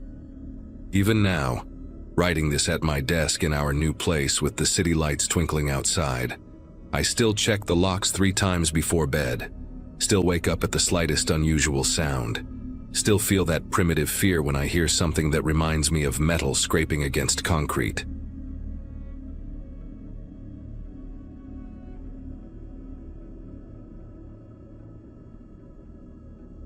The notification from RoomShare popped up on my phone during a particularly rough month in 2022, right when Jenna and I were staring at our credit card statements spread across the kitchen table. We'd bought the house in Denver the previous year, convinced we could handle the mortgage on our combined salaries. But between the car breaking down and her dad's medical bills, things had gotten tight. The basement had its own entrance around the side of the house, a full bathroom, and enough space for someone to live comfortably, so when Jenna suggested renting it out, I figured why not. The app made everything seem so easy and safe, with background checks and verified profiles. And within 3 days we had our first serious inquiry from someone named Thomas Brennan, who said he worked nights at a warehouse and just needed a quiet place to sleep during the day. Thomas showed up on a Saturday morning to view the space, and I remember thinking how unremarkable he looked. Just an average guy in his 40s with thinning brown hair and clothes that seemed deliberately chosen to blend in, khakis and a plain blue polo shirt. He barely spoke above a whisper when he talked, had this way of nodding along to everything we said, and paid 3 months up front in cash, which should have been my first red flag, but honestly just felt like a relief at the time. He moved in with just 2 suitcases and a laptop bag, said he traveled light because of his job, and for the first couple weeks everything seemed perfect. He was so quiet we sometimes forgot he was even down there, never asked for anything, never complained about the old water heater that made that weird knocking sound, and always left his rent money in an envelope taped to our back door on the 1st of each month, even though I told him he could just transfer it through the app. About a month in, Jenna started mentioning these little things that didn't quite add up, like how she'd never heard him use the microwave or the TV we'd left down there, never smelled food cooking, never heard water running except for the toilet flushing occasionally. She worked from home doing medical transcription and said the basement was dead silent all day, even though Thomas supposedly slept during those hours after his night shifts.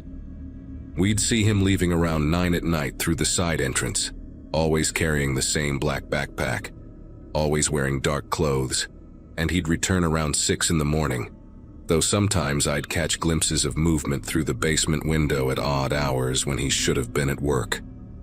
The strangest part was the darkness. We never saw lights on down there, not even the glow from a phone screen or laptop, just complete blackness behind those small rectangular windows at ground level. One evening I went down to check the water meter, which was in a utility closet in the basement hallway, and noticed Thomas had installed a deadbolt on his door from the inside, one of those heavy-duty ones you'd see on a front door. When I knocked to ask about it, just making conversation really, he opened the door maybe 3 inches, his face partially hidden in the shadows, and explained in that soft voice that he had expensive equipment for his work and felt better with extra security. The smell that came from his room was odd, not bad exactly, but sharp and chemical, like fresh plastic mixed with something metallic, and I could hear this faint humming sound, maybe a fan or some kind of machine running. He must have seen me trying to peer past him because he shifted his body to block my view completely, then thanked me for understanding about the lock and gently closed the door before I could respond. Jenna had this habit of doing yoga in our bedroom every morning, and one day in early December she came downstairs looking puzzled, saying she kept hearing these tiny clicking sounds while she was in downward dog, like someone tapping a pencil against wood but coming from below. Our bedroom was directly above Thomas's living area, and when we both went upstairs to listen, sure enough, there were these intermittent clicking noises, so faint you had to really concentrate to hear them. I figured maybe he had some kind of hobby, model building or something. People who work nights often have unusual ways to unwind, but Jenna started changing in the bathroom after that. Said she just felt weird about it, even though there was no logical reason. We also noticed our cat, Mango, absolutely refused to go near the basement door anymore. Would hiss and arch his back if we even carried him close to it, which was bizarre because he used to love sleeping on the warm spot where the heating vent came up through the floor there. The night everything went to hell started with me jerking awake at 2 a.m. to the sound of water rushing through the walls, that unmistakable whoosh that means a pipe has given way somewhere. I grabbed a flashlight and ran to the basement door, pounding on it and shouting for Thomas, but got no response, even though his car was in the driveway. The water was already seeping under the door into our hallway, and I could hear it spraying full force somewhere below. I threw my shoulder against the door hard. Once, twice, and on the third hit the frame splintered, and the deadbolt ripped free from the wood. The basement was pitch black, and my flashlight beam caught the water first, cascading from a burst pipe in the ceiling, soaking everything. But as I swung the light around looking for the shutoff valve, I saw something that made my brain just stop processing for a second. The ceiling was covered in holes, dozens of them, each about the width of a quarter, drilled in precise patterns across the drywall. Some had thin cables snaking through them, others were plugged with what looked like small glass lenses, and all of them were positioned directly under the rooms where Jenna and I spent our time. My flashlight caught more details as I stood there in shock. A desk covered in monitors showing grainy green-tinted footage, boxes of electronic equipment I couldn't identify, and notebooks filled with handwritten schedules and observations. The monitors were still running on battery backup, and I could see our living room from above, our kitchen, and worst of all, our bedroom, all filmed from those tiny holes he'd so carefully hidden in the textured ceiling upstairs. One screen showed Jenna asleep in our bed at that very moment, and another had folders labeled with dates going back to the day Thomas moved in. I heard footsteps on the stairs behind me, and Thomas was suddenly there, not in work clothes but in dark athletic gear, his face completely different without the meek expression he usually wore, now sharp and focused and calculating. He didn't say anything, just looked at me, then at his equipment, then back at me, like he was doing math in his head about what would happen next. I started backing toward the door, keeping the flashlight aimed at his face, and told him the police were already on their way, which was a lie but seemed like the right thing to say. He smiled then, not the nervous smile I'd seen before but something confident and practiced, and said in a voice much deeper than his usual whisper that I had no idea how many places he'd been or how many people had thought they were safe in their own homes. Then he moved faster than I expected, not toward me but to his desk, grabbing something before sprinting past me and up the stairs, shoving me hard into the wall as he went. By the time I got upstairs, Jenna was standing in the hallway with her phone, saying she'd heard the crash and already called 911, but Thomas was gone, the front door wide open and cold December air rushing in. His car was still in the driveway, which meant he'd fled on foot, probably had another vehicle stashed nearby or someone waiting to pick him up. The whole thing planned out like everything else he'd done. The police arrived within minutes, and I took them down to the basement, which was now ankle-deep in water from the still gushing pipe. But the equipment was still there, those monitors still glowing with their sick green light, showing every private moment we thought we'd had. The detective who specialized in these cases told us to pack some things and find somewhere else to stay for a few days while they processed the scene. Said Thomas had likely been recording everything for months, possibly selling the footage or just keeping it for his own twisted reasons. The investigation revealed things that still make me nauseous when I think about them, like how Thomas Brennan wasn't even his real name, just one of at least 6 identities they could trace. The detective showed us photos from other rental properties in Colorado and Wyoming, where similar setups had been found. Always basement apartments, always couples or single women living above, always the same pattern of holes drilled with surgical precision. They found receipt copies in his desk for specialty surveillance equipment, ordered to different addresses, some dating back 3 years, and a laptop with encrypted files the FBI tech team was still trying to crack.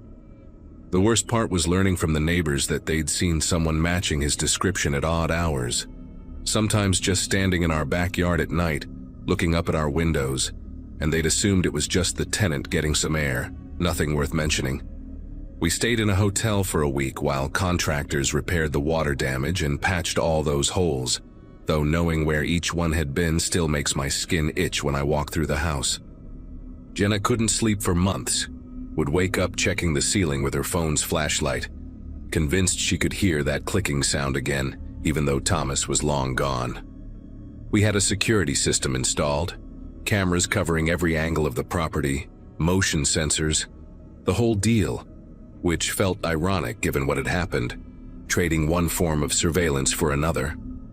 The detective called a few times with updates, said they'd connected Thomas to at least 12 similar cases across 4 states, but he'd vanished completely, probably using another identity they hadn't uncovered yet, maybe already setting up in another basement somewhere, drilling his neat little holes while some unsuspecting couple slept above him. 6 months later, I was grabbing coffee downtown when I swear I saw him across the street. Same height, same thinning hair, wearing those generic clothes meant to blend into any crowd. My whole body went rigid, and I stood there watching as he walked into a hardware store, probably buying more drill bits, more tiny cameras, more cables to snake through someone else's ceiling. I called the detective immediately, but by the time they arrived, the man was gone, and the store's security footage showed someone who looked similar but not quite the same, though the detective admitted these guys were experts at changing their appearance just enough to create doubt. We ended up selling the house 2 months after that, took a loss on it but didn't care. Just needed to be somewhere he'd never been. Somewhere without a basement, somewhere we could shower and sleep and live without wondering what might be watching from inside the walls. The new buyers were a young family with kids, and I wanted to warn them, to tell them everything. But my lawyer said we'd disclosed what we legally had to, and anything more might be seen as trying to sabotage the sale. So I just handed over the keys and hoped they'd never need to find out why we'd installed so many locks.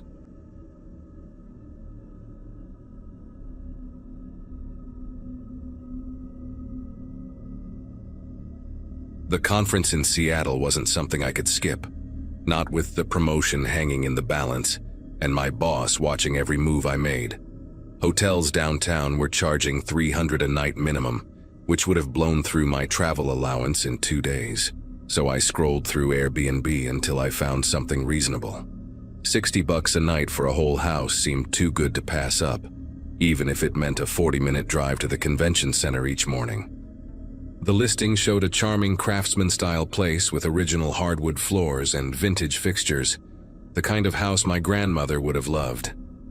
The host, Martin, had stellar reviews, mostly from business travelers like me who praised his quick responses in the peaceful neighborhood. I booked 5 nights without hesitation, figuring I'd just need a clean bed and a hot shower after 12-hour days at the conference. Martin met me at the house on Sunday evening, right as the October rain started picking up. He was younger than I expected, maybe early 40s, with perfectly combed hair and clothes that looked like he'd ironed them twice. His handshake lasted a beat too long, and he maintained this intense eye contact while explaining the house rules, like he was trying to memorize my face. The place was exactly as advertised, maybe even nicer. with fresh flowers on the dining table and a welcome basket full of local coffee and snacks. He walked me through each room, pointing out the thermostat, the Wi-Fi password taped to the router, the extra towels in the linen closet. When we reached the hallway, he stopped at a white door near the kitchen and his whole demeanor shifted. His voice dropped lower, more serious, as he explained that this was the basement door, and it needed to stay locked at all times. Something about ongoing renovations, exposed wiring, insurance liability, the usual concerns that property owners have.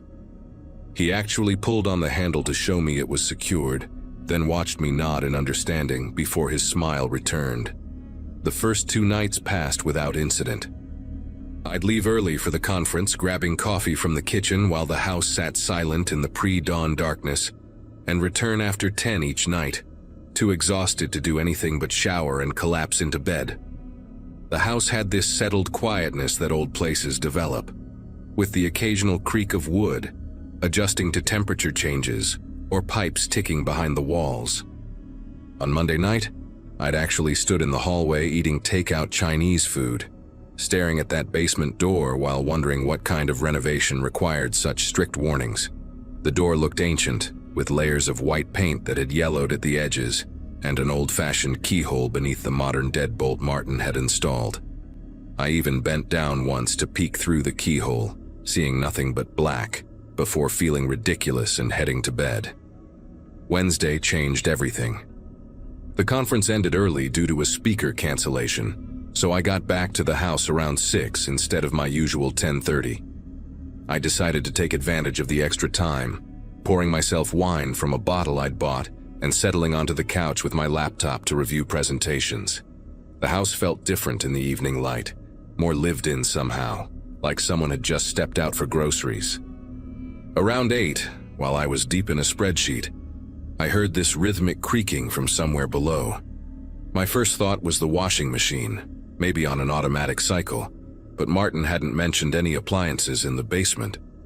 The sound continued for maybe 10 minutes, steady and deliberate, like footsteps pacing back and forth on old wooden stairs. I actually muted my laptop and pressed my ear to the floor, trying to locate the source, but the moment I did, the sound stopped completely, as if someone down there had heard me listening. I texted Martin about the noise, trying to keep it casual, asking if there was any automated equipment in the basement that might be running. He replied within seconds, which struck me as odd for 8 at night, saying it was probably just the old boiler system settling for the evening and apologizing if it disturbed my work. His response should have been reassuring, but the speed of it, like he'd been waiting for my message, made me uneasy. I went back to my spreadsheets, but concentration was impossible. Every small sound made me look up, and I found myself glancing repeatedly at that hallway where the basement door waited. Around 9, I heard what sounded like metal scraping against wood, just once. Brief but distinct. I grabbed my phone to text Martin again, but stopped, realizing how paranoid I'd sound complaining about every little noise in an old house. That night, I couldn't fall asleep. I lay in the darkness of the guest bedroom, listening to the house breathe around me, trying to separate normal settling sounds from anything else. Sometime after midnight, maybe closer to 1, I heard the definitive sound of footsteps beneath the floorboards.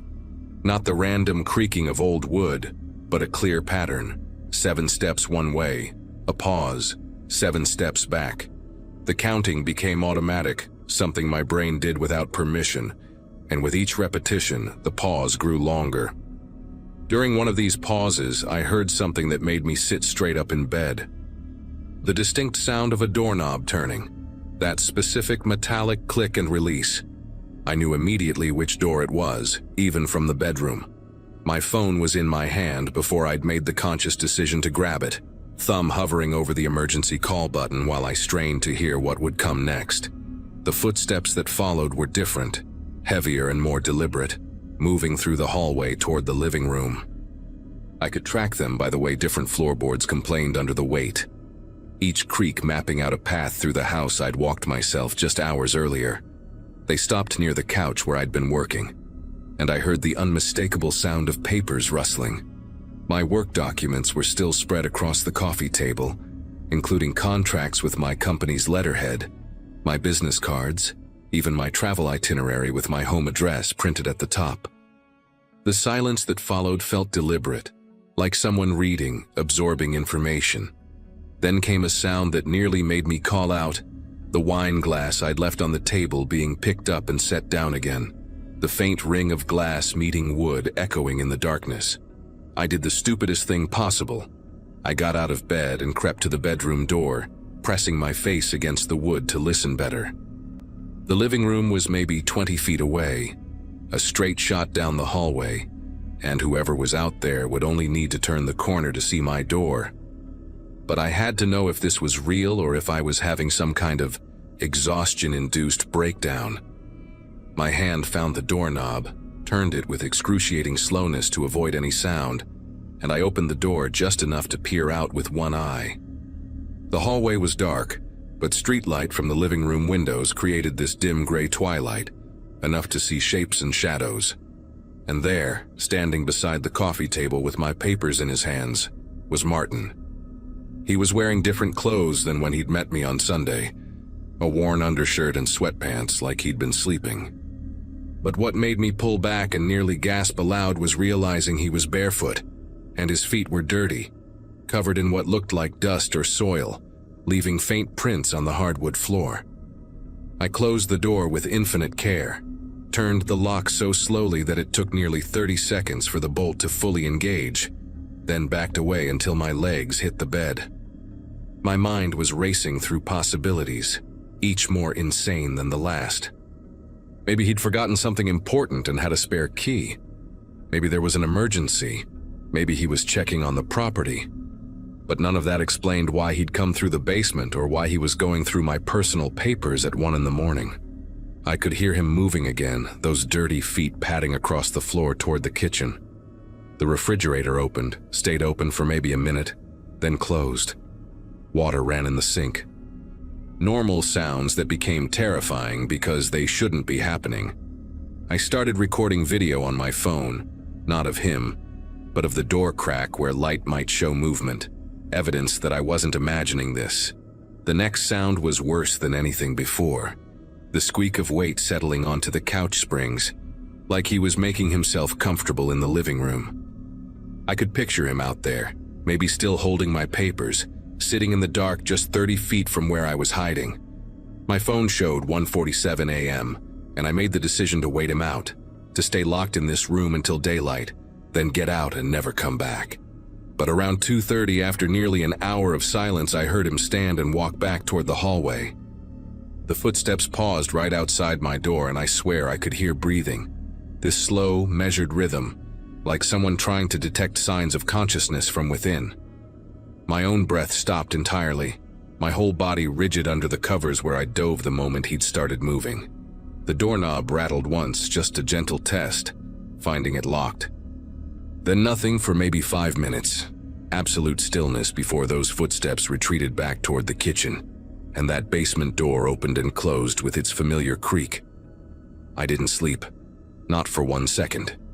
I sat on that bed with my back against the headboard, phone clutched in both hands, watching the door and listening to every sound the house made for the rest of the night.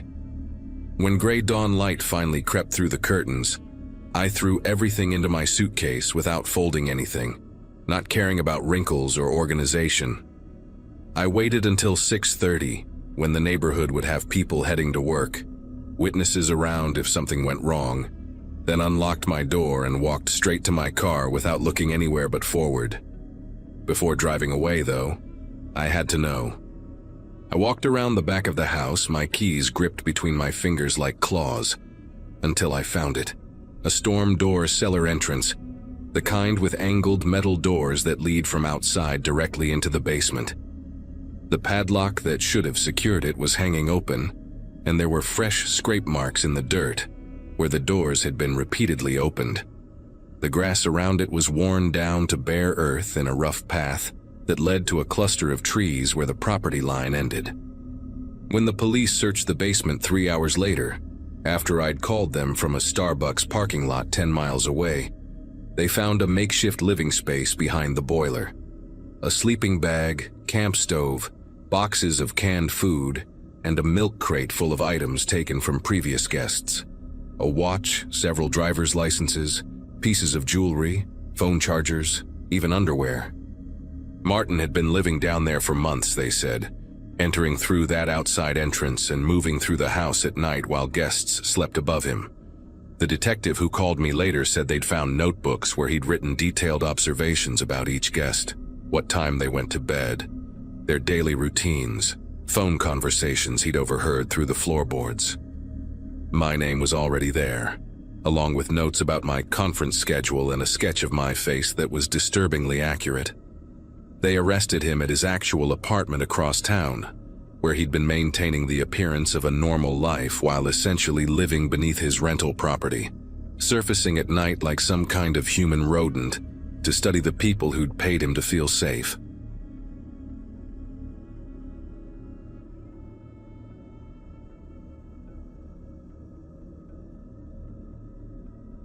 There are nights when silence feels heavier than usual, like the whole house is waiting for something to happen.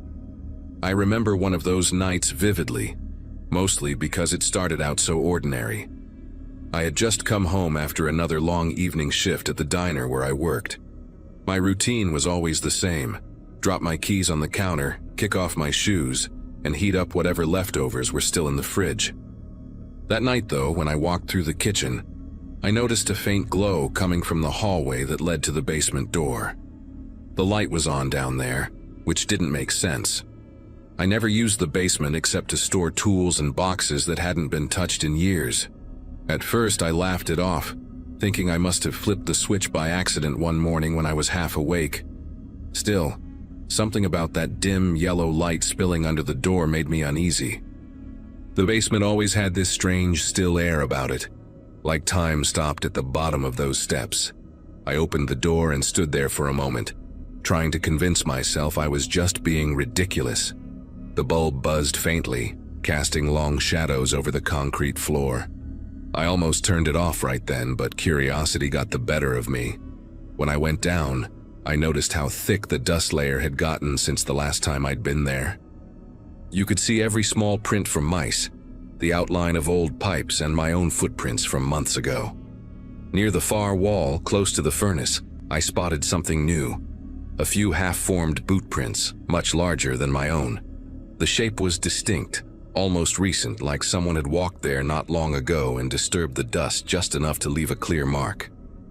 I told myself maybe the plumber had left them when he came by earlier that year, but deep down, I knew he never walked that far in. That image of those footprints stuck with me the rest of the night. I went back upstairs, double-checked every lock, and tried to sleep with the hum of the refrigerator filling the silence. But around 2 in the morning, I woke up to a faint metallic sound echoing through the vents, like something lightly brushing against the inside of the ducts. Came again, slower this time, followed by a hollow tap that seemed to move across the house. I stared at the ceiling, counting each sound, pretending it was just the heating system settling. But the truth was, I had never heard those noises before. The next morning, I checked the basement again, hoping to find something that would make sense of the noise. Everything looked the same cold air, same quiet hum from the furnace. Still, I could not stop staring at those footprints. I knelt down, touched the dust, and realized the top layer seemed freshly disturbed again, like someone had stepped there after I had gone upstairs. I told myself it must have been airflow from the vents, or maybe a small animal. But that explanation did not sit right. The house was sealed up tight, and I had not seen a single mouse in years. 2 nights later, the metallic sounds returned, sharper this time. They moved from one vent to another, like something crawling through the ductwork. Then came a faint whiff of cigarette smoke. It was so subtle that I almost ignored it, but the smell lingered long enough for me to notice where it came from, the vent near my bed. I sat there for what felt like an hour, just listening. The furnace was off. The house was still. But that smell, cheap, acrid tobacco, seeped out from below, mixing with the stale air of my room. I could not remember the last time anyone had smoked inside this house. I barely slept that night, and when dawn came, I decided to check the basement again. The air down there was heavier, colder, and the smell of smoke was stronger. I noticed a few ashes on the concrete near the furnace, tiny gray flakes scattered close to the vent opening. That was when I noticed something odd behind the furnace. There was a narrow panel of metal, slightly misaligned. When I crouched and looked closer, I realized it was not part of the furnace at all, but a piece of sheet metal wedged over a small opening in the wall. Behind it, a dark void stretched deeper than I could see. I hesitated before pulling it aside. The sound of my own breathing filled the room. When I finally shifted the metal enough to look inside, a faint draft hit my face, cool and stale. The crawl space was cramped and uneven, with old insulation hanging like cobwebs. I shined my phone's flashlight in and saw a few things that made my chest tighten. A crumpled blanket, an empty can of beans, and a half-burned cigarette resting on a brick. Someone had been staying down there, watching, listening.